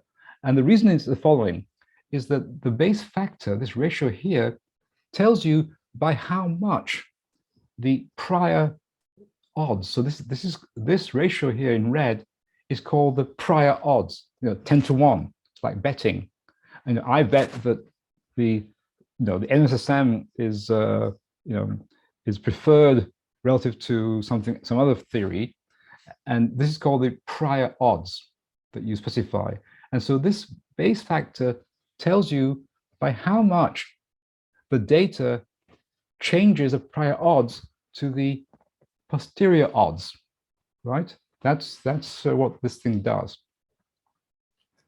Okay, so in the last 5 minutes, let's just apply this to our example. So remember, this is the likelihood. There's two pieces, and these were the data. We observed 25 events, an effective background count of 353 events, and so on. So let's just plug away. So step 2, we write down Bayes' theorem. And then we're going to specify the prior. So here I'm factorizing the prior into two pieces. I'm allowed to do that. I could factorize in different ways, but this is perfectly okay. And what I'm going to do now is I'm going to integrate this with respect to the background mean, just for convenience. So now I arrive at the probability of data given the signal. Now I'm not going to dwell on the prior because I think this is complicated. Let me just cut to the chase. So if you go through this calculation, right, that is you simply compute the integration with respect to the background with choosing some prior, which I've chosen to be in a very sort of simple-minded fashion, then you arrive at something that is the analog of the profile likelihood. This was called the marginal likelihood. And here it is the probability of getting 25 counts, a count of 25 rather, given the signal. Again, just to let you know what have we done? We've done this integral here. Okay, it's this. In principle, this prior should be something that's meaningful. In practice, for this particular problem, I'm going to put something that is not terribly meaningful. I'm going to set this equal to 1. Right? But if you do so, what is remarkable is that you find that the integrated likelihood, the marginal likelihood, has exactly the same shape, interestingly enough, as the profile. In fact, when I first saw this, I was actually surprised. And so I would love if one of the students who's listening would actually check that this is really true. Because I expected to see some difference between the two, but in fact, they seem to be identical. But they are different things, different beasts entirely. One basically is built on the frequentist interpretation of probability, and the other one based on the degree of belief. And so even though they're identical in mathematical form, they have very different interpretations. Okay, so now that we have the probability of data given the signal, I can plug in here a prior for the signal, which again is controversial. That's difficult. And here I'm setting it equal to something, again, that's not terribly meaningful, but you can then, in fact, arrive at finally the probability of the signal given the data. And that's equivalent to, again, ultimately the profile likelihood. Okay, so we now have some curve that summarizes the inference, the probability of the signal given the data. How do I quantify the accuracy of my inference? Well, here it is. One can simply construct a lower bound, an upper bound by solving these equations. That's equivalent to exactly what Neyman did in the Frequentest approach way back in 1937. That's just the Bayesian equivalent of the same. And if one solves these equations, one finds that the statement now is that the mean signal lies within 11.5 and 21.7 at 68% credible level. But here is the kicker. This is a Bayesian calculation. Therefore, this statement simply means directly that the degree of belief in that assertion that the signal S lies in that interval, the degree of belief is 0.68. That's it, nothing more than that. It does not have a relative frequency interpretation. And that's the very big difference. Now, of course, nothing prevents you from doing these calculations and getting an interval, because after all, these intervals depends on the data, n, right? The datum in this case. Nothing prevents you from using the Bayesian approach to construct intervals, and then on the computer, counting how often they contain a true value. So you run a simulation on the computer where you have a true value, you run the simulation, and you can simply count how often do the Bayesian intervals, credible intervals as they're called, how often do they contain the true value? And of course, what you would hope is that, roughly speaking, on the average, that probability would be roughly equal to 68%. It doesn't have to be exactly, because it's not designed to be exactly that, but that's what one would hope.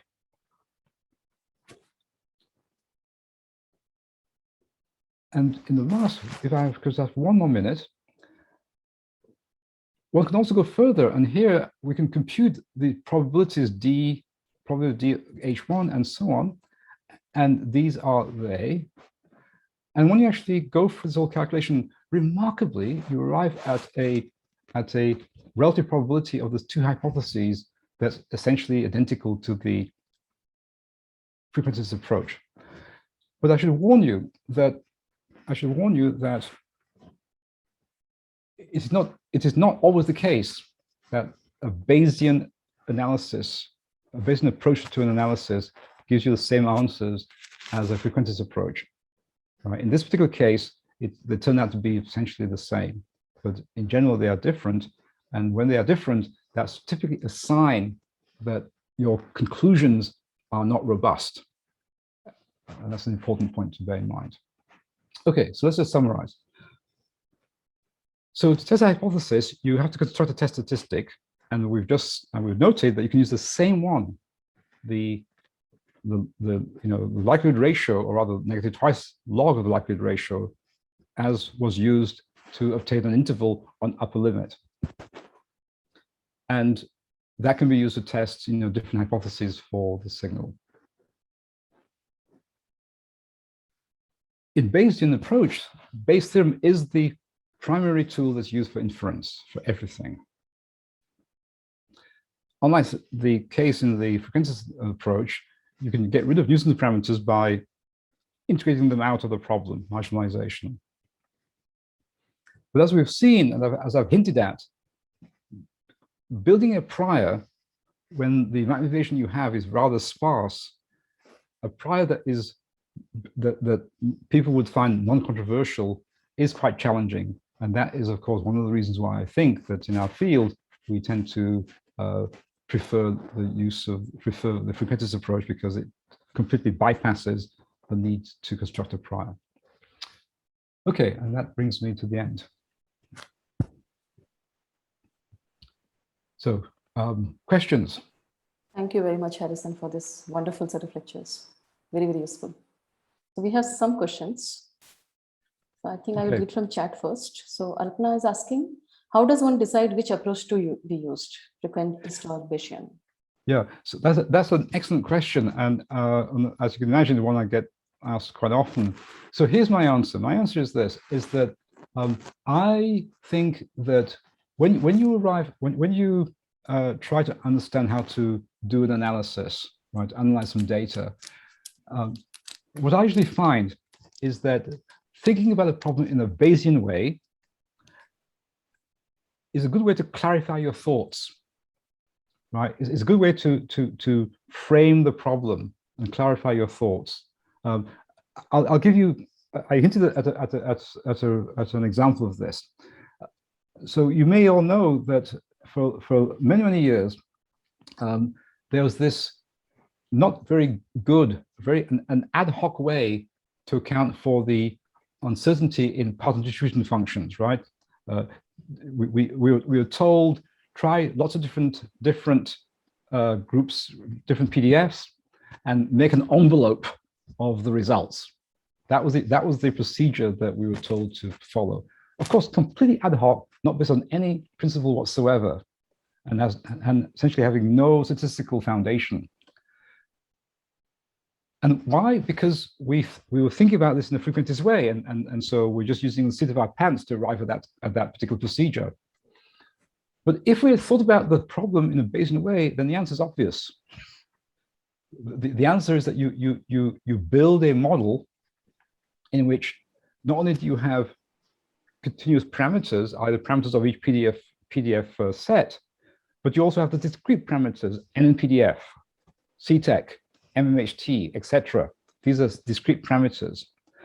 And then you integrate over, the Bayesian approach tells you, you integrate over all the parameters of these different PDF sets, and then you arrive at something that only depends now on the discrete parameters, NNPDF, CTEC versus MMHT.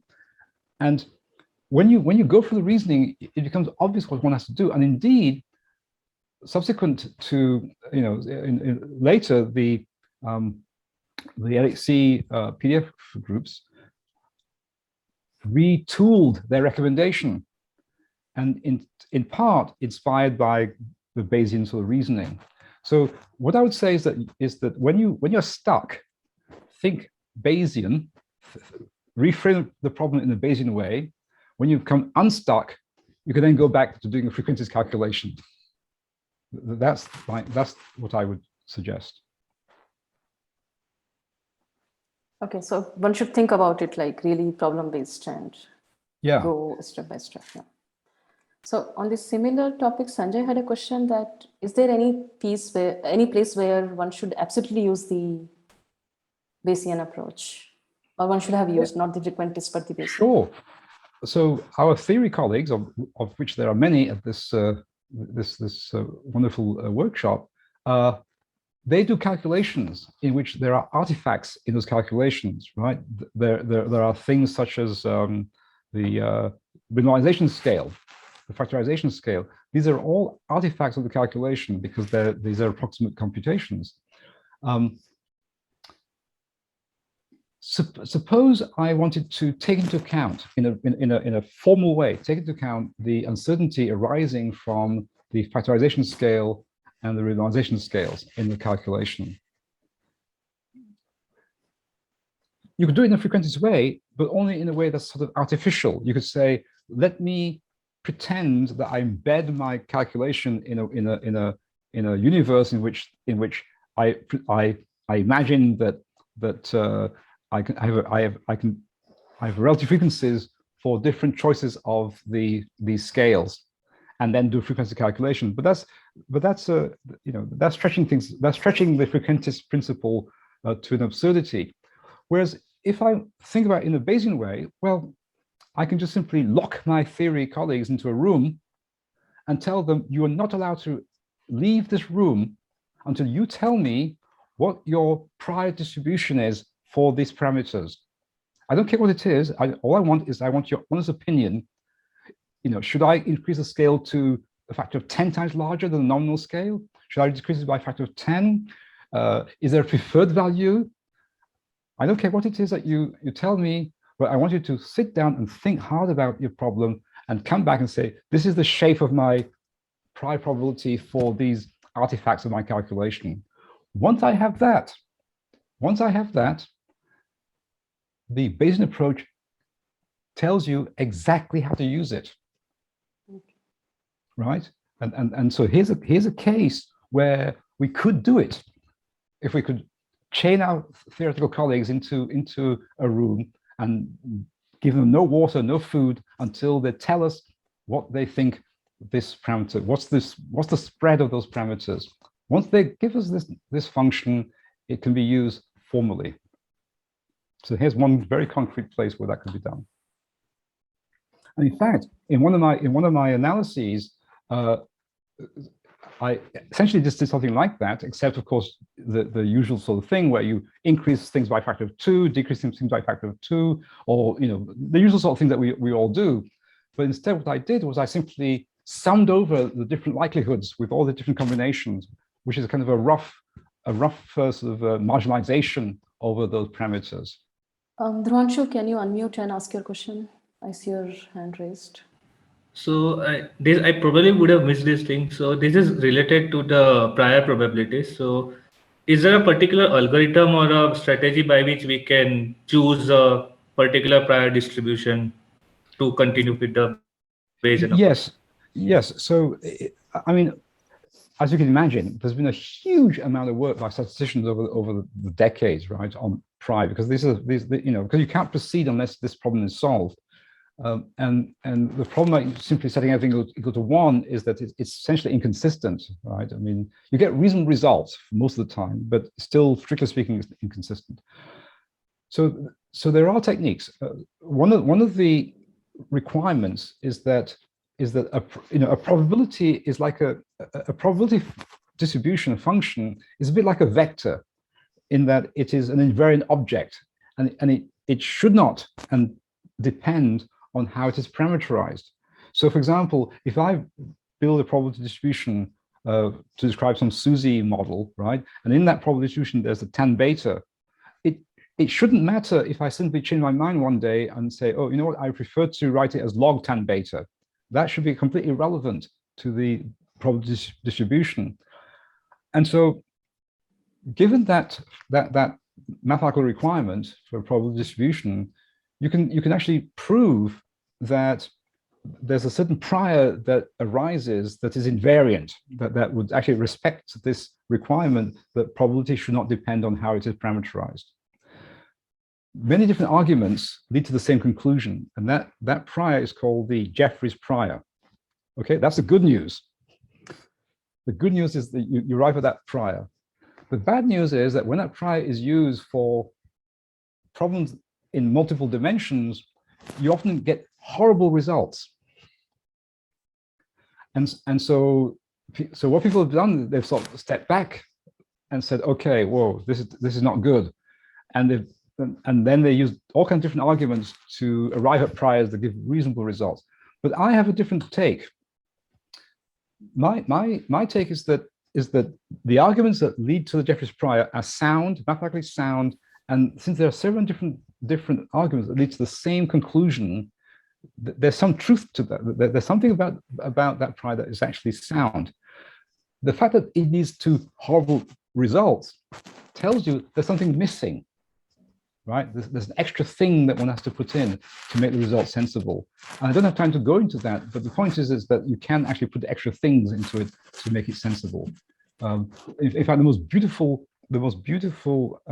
reasoning for the Jeffreys prior is that it is the prior that assigns equal weight to every probability in the space of probabilities, rather than equal weight in the space of parameters, which is not invariant.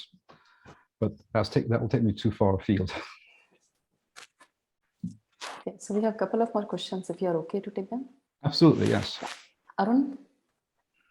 Yeah, I had a question related to this frequentist method. So we take this profile likelihood ratio as the test statistics, and we take the in the denominator we are using the likelihood of S hat. So right. Why do we use that instead of say like a likelihood of S equal to 0? Is there any advantage in that? Okay, so let me go back to that. I think that'll be easier to show it. Yeah, so here. The point is that one way to think about this, okay, so let's think about this a little bit more. One way to think about this ratio is that you're comparing again, this is very loose. I'm speaking very loosely here because we're physicists, so that's okay. One way to think about it is that this is comparing the best fit hypothesis to the signal, that's S hat, with the hypothesis for S equal to some other number, right? So you're in some sense comparing the likelihoods of two hypotheses, S and S hat. So S hat is the best fit hypothesis. But the real reason why this is done is that is that the theorem that tells you that this number, negative twice log of the likelihood ratio, is a chi-squared. So basically there's a theorem, right, that tells you that this ratio has this amazing property that if you should really do it. You should really write a little program and convince yourself that's true. That if you generate random number, if you literally start off with this likelihood I showed you, and you choose values of S and B, right? True signal, true background. You generate N, you generate B, and you simply simulate this quantity. Then amazingly, what you'll see indeed is that the distribution, the histogram of T, follows that of a chi-square distribution, which means that that distribution of T does not depend on S and does not depend on B, right? Neither of these quantities. And so that is why this is done. You can choose different things. And in fact, I recommend that you read this paper by Karl Cranmer and company, because they make different choices.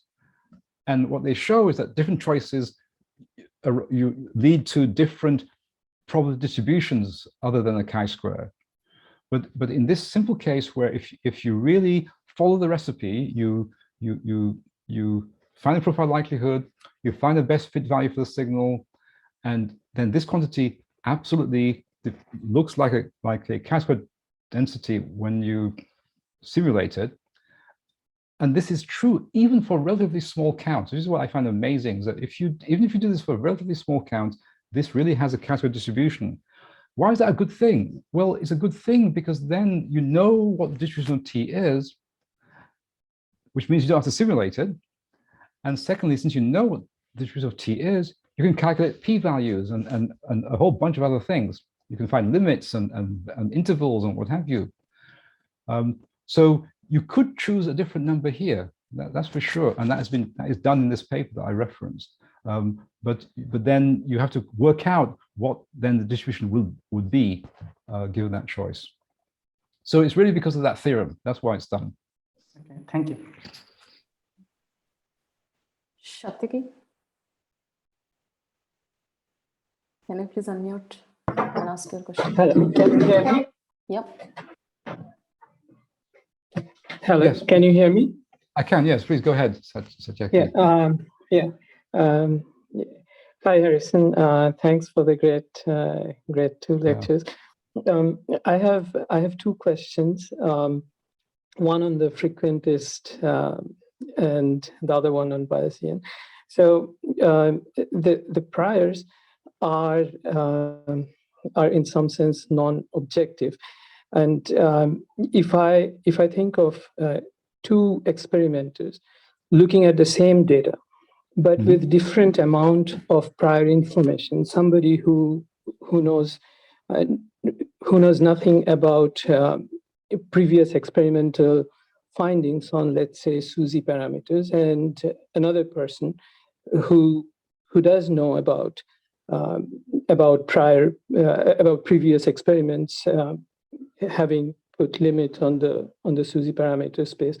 So they would construct. Is it natural that they would construct two different priors to look at the same data? Yes. And if that's the case, then eventually, with large enough data, is it the case that it would not matter what prior you took, but the two experimenters should converge at the same conclusion? Yes, that is correct. Yes, so it can be shown, again, with certain conditions and so on, it can be shown that indeed, as you have more data, the likelihood becomes sharper and sharper and sharper, and therefore the effect of the prior basically disappears. So really, the problem of the prior is really the problem of prior occurs when the amount of data you have is really rather few, right? When you have very few counts and so on, that's when you have most influence on the prior. But you're absolutely right that effect disappears as you get more data. But let me make a point though about so this is a problem. Right? Some people think this is a problem, but the reason why people think it's a problem is because they mistakenly think that there is, quote unquote, the answer, right? And I've been trying to emphasize repeatedly that this is not physics. This is mathematics, and if you make different assumptions, you'll get different answers from the same data. Same thing is true in the frequentist approach. If Sharma chooses a different statistic than I do, using the same data, we'll have different results, and that's normal, right? And so the fact that the same data can lead to different conclusions, they may be consistent with each other, but they're different. It's not a problem, and one thing is inevitable because the data are consistent with lots of different conclusions within some distribution. So it's not surprising that you can arrive at different results. And in fact, this is striking. Just as if 10 people analyze the same data and do different optimizations and so on, they'll arrive at 10 different results. There's nothing strange about it. So I think that this fact that there's not a unique answer is intrinsic to inference. But as I said, the good news is that as we get more data in both approaches, the effect of these differences disappears. In general, not always, but in general. Right. Yeah. Thanks. Yeah. So yeah, absolutely. I mean, it's natural that the same set of data can lead to, depending on the amount of data, also can lead to different conclusions with yeah, and then but eventually with increasing data, all of those should converge. And I guess even if one constructs a toy experiment with increasing data, one should be able to see that absolutely even if I start with different priors. Absolutely, and in fact, this is also true of likelihoods, right? So if I have an example somewhere where you begin with a likelihood that's very non-Gaussian, really has a strange shape, and of course, for those likelihoods, none of this theory works. But but you can show as you add more data, these strange distortions in the likelihood disappear, and the thing becomes more Gaussian. Right. But here's the problem, though, is that we are in a workshop in which we're thinking about SUSY and searching for SUSY. Necessarily, it means that we are going to be working where we are unfortunately in the regime where we have few counts. We're out in the tails. We are in places in phase space that are more difficult, trickier, and unfortunately, that's exactly where assumptions matter the most. So it's kind of unfortunate. Yeah, thanks. So with the chair's permission, because time is, the clock is ticking, I had another quick question on the Wilks theorem. I think if it's not super urgent, then maybe we can move to Rituparna quickly and relieve Harrison. Yes, it's already sure. It's already close to 2 AM for him. Yeah, I had a question about Wilks theorem, but actually 3 AM for me. 3 AM for him. Yeah. Yeah, sorry to interrupt, Satyaki, but I think let's take one last question, and that's from Rituparna.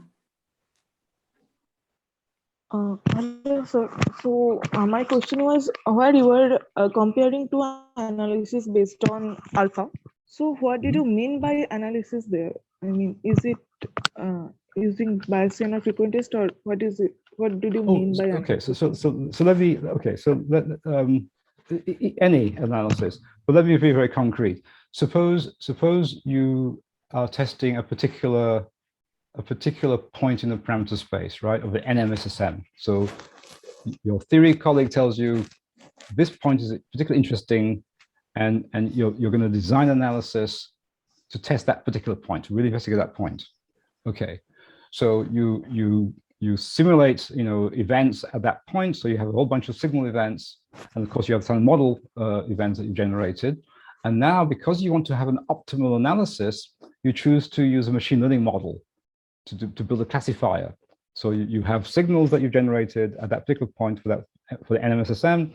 You have some model events that you've generated. You use that to construct a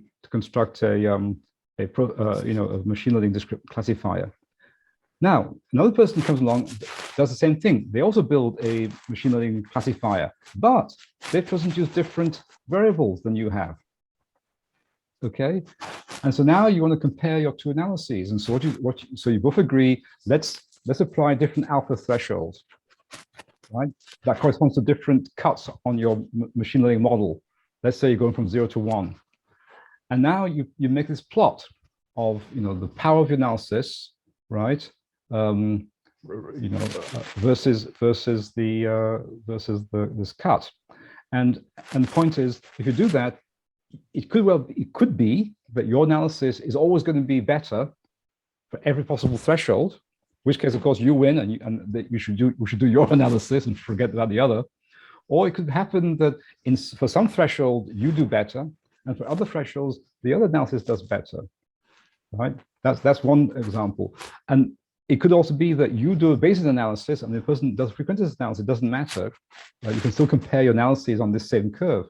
Right? It's a bit like the ROC curve, right? When people build machine learning models, as you will learn from my colleague when he talks about machine learning, one of the ways of comparing different machine learning models that you look at the ROC curve, and that tells you how well one is doing versus the other. So that's what I mean by an analysis. It doesn't depend upon whether it's frequentist or Bayesian or whatever. It's just a direct way to compare. Is my analysis better able to distinguish between this NMSSM point at that particular parameter point and some other particular theory as a function of different thresholds? Okay. Thank you very much, Harrison. So anyone, I think I will hold on the questions beyond this point. But sorry, Satyaki, to interrupt you, but we can always invite Harrison for a discussion session later on in coming weeks or coming months sometimes. And I hope, Satyaki, I hope some point I'll be able to visit India and actually do all this in person. Yeah, we have talked about it in the past. Yeah, but now it's close to 1:30, so no actually, problem. I mean, if Sharma is willing, I can entertain one more question from Satyaki. Okay, sure. Please go ahead if you're okay. Okay, so a quick question. So I think you mentioned today also, Wilks Theorem has this rider, right, that the parameters cannot be on the boundary of the. That is correct. Yeah. So in our case, so the null hypothesis that standard model is true, is it not a case where S equals 0 is on the boundary because? So what is, yes, so you are correct that the S equals 0 is the boundary. However, the theorem requires that the maximum likelihood estimate of S is away from the boundary. The problem, of course, arises if you get an estimate of S that is negative. And in that case, since the parameter space is bounded at 0, you basically set your S hat equal to 0. And then now you have your S hat at the boundary, and then Wilks theorem fails. And actually, I wish I knew that when I was in my 20s, because when I was in my 20s, I worked on an experiment in Grenoble, France, looking for neutron antineutron oscillations. And in that experiment, I got a negative signal, and I did not know that this happened. It would have been useful to have known that then. But yes, you're right. So if you have to get a negative signal, just by chance, you get a negative signal. Nothing wrong with that. That happens, right? But you know that the parameter space is bounded at 0. Then typically what we do is that we say, okay, fine. Well, negative signal doesn't make any sense. So then set the signal equal to 0 by S hat, and then that destroys Wilks theorem.